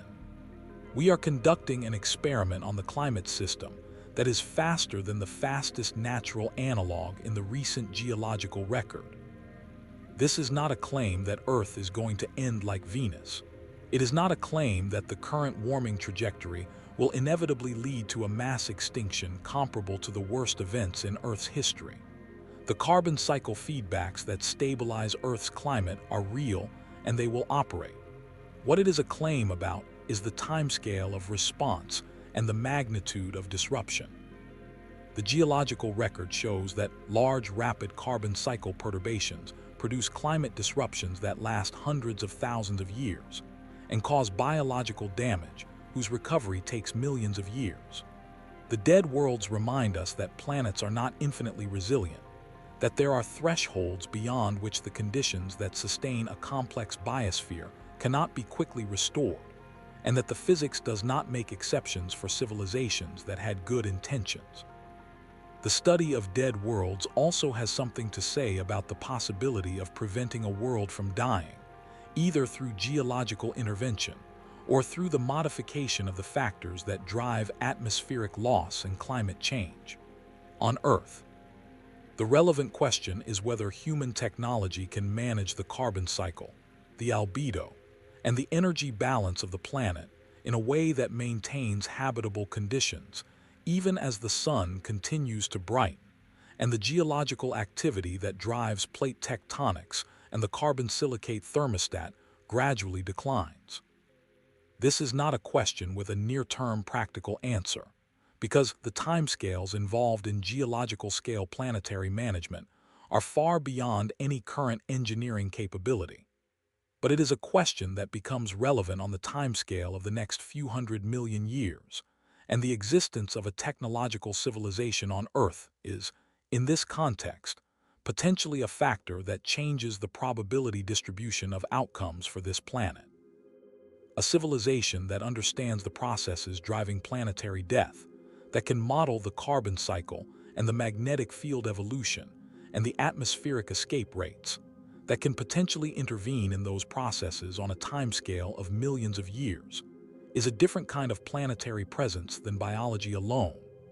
Biology modified Earth's atmosphere fundamentally, producing the oxygen atmosphere that makes Earth recognizable as a living world from the outside.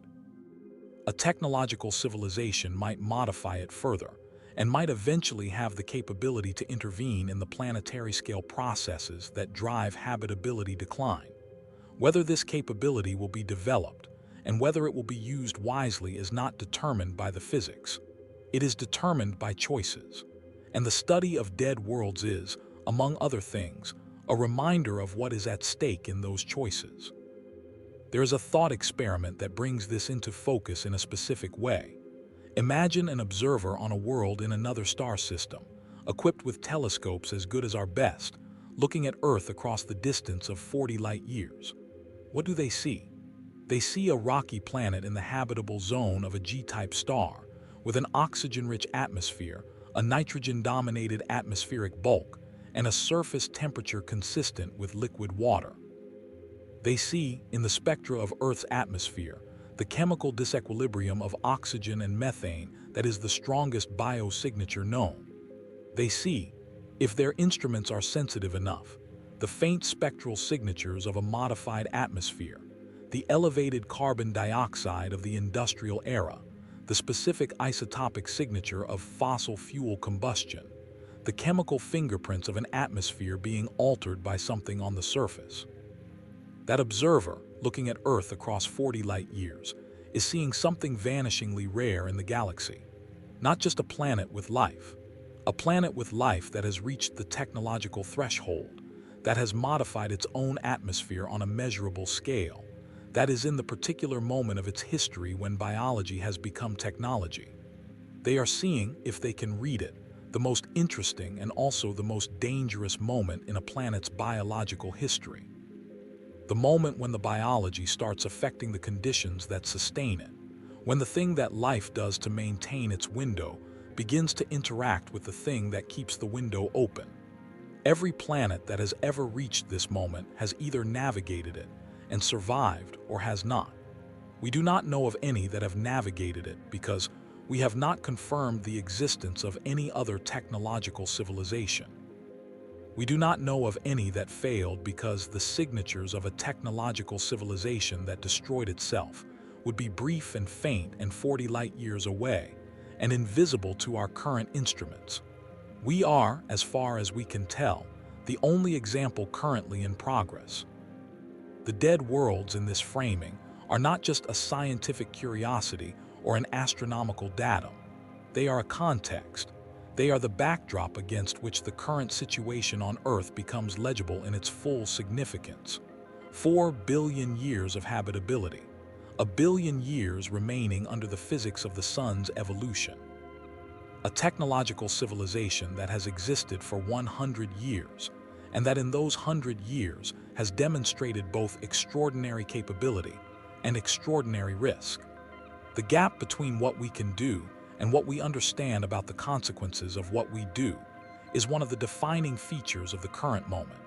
And the dead worlds are a reminder of what the universe does to planets where that gap was never closed. They are also a reminder that closing the gap is not guaranteed. The physical processes that killed every dead world we have discussed were not the result of failure in the conventional sense. Mars did not fail.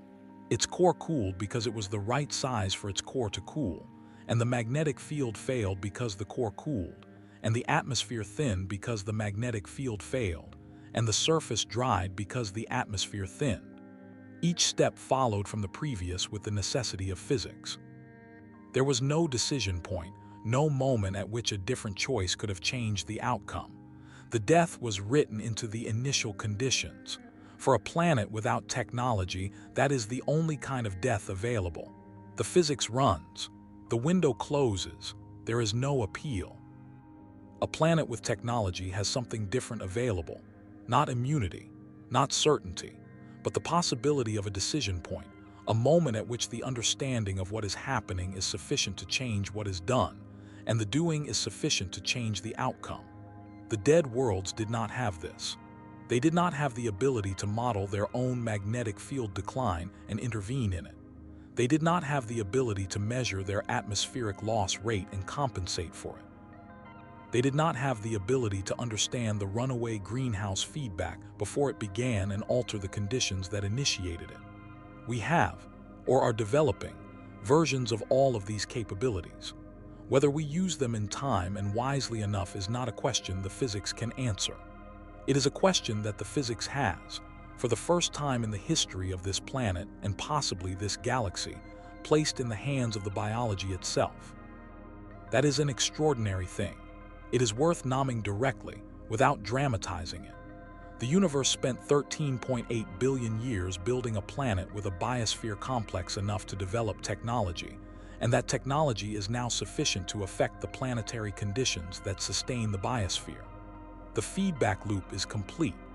The biology has become a geological force, and the geological forces are the things that determine whether the window stays open. The planet that had no say in whether its window opened now has a say in whether it stays open, through the agency of the thing that the biology produced. This has never happened before on Earth. It may never have happened before in the galaxy. It may be happening right now on other worlds in other star systems, at different stages of development, with different outcomes still unfolding. The question of whether we are the first civilization in the galaxy to reach this point, or whether others have reached it before us and navigated it or failed, connects back to everything we discussed in the Invisible Civilizations video and the Fermi paradox and the silence.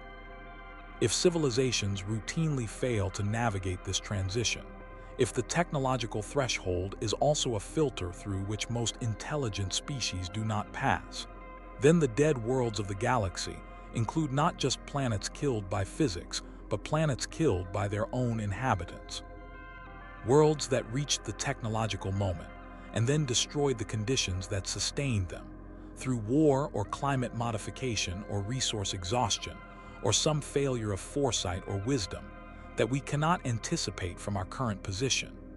Those worlds are the most tragic category of dead worlds, and they are the category that our own world is currently in the best position to either avoid joining or to join. The study of dead worlds is therefore, ultimately, the study of what is at stake, not in a political sense, not in the sense of any specific policy debate, but in the deepest physical sense. The window is open. The conditions are right. The biology has produced something capable of understanding the situation and potentially acting on that understanding. What happens next is not written in the physics. It is the one part of the dead world story where the outcome is genuinely undetermined, where the initial conditions do not determine the result, where something other than physics gets to have a say. That is an unusual place to be. It is perhaps the most unusual place that any biology has ever been in the history of the galaxy, or perhaps it is a common place that all surviving civilizations have passed through on their way to whatever they became. The dead worlds do not tell us which. They only tell us what happens when the window closes, and what it means that so many windows have closed, and why the one that is currently open is worth noticing and worth the attention of the hours when the day is quiet, and the mind can hold something large. The night sky outside, if you can see it from where you are, contains the light of stars that have planets. Most of those planets are dead. Some of them have been dead for billions of years. Some of them were never alive. Some of them were alive once and are not anymore, and their surfaces preserve in rock and mineral and isotope ratio the memory of what they were when the window was open. The light from those stars left them years to centuries to millennia ago. The planets were already dead when the light left. They are dead now. They will be dead when the light from our civilization, if any ever crosses that distance, arrives. And here on this one pale blue world, the window is open. The chemistry is running. The magnetic field is holding. The oceans are liquid. The atmosphere is thick enough and the star is quiet enough and the orbit is stable enough that the conditions are met, right now, tonight, for the thing that asks questions about the universe to exist and to ask them. That is not permanent. Nothing about the physical universe is permanent, but it is real and it is now, and the now is what the night is for. Thank you for spending this night with the dead worlds and the one that is not. This is dusk and discovery. If this is where you want to come when the quiet turns into something worth listening to, subscribe and come back. Sleep well. So I hope you are still in this channel watching this video and hope you like this video too. If you have any suggestions uh, or anything you'd like to see on this channel, you can comment down below. And thank you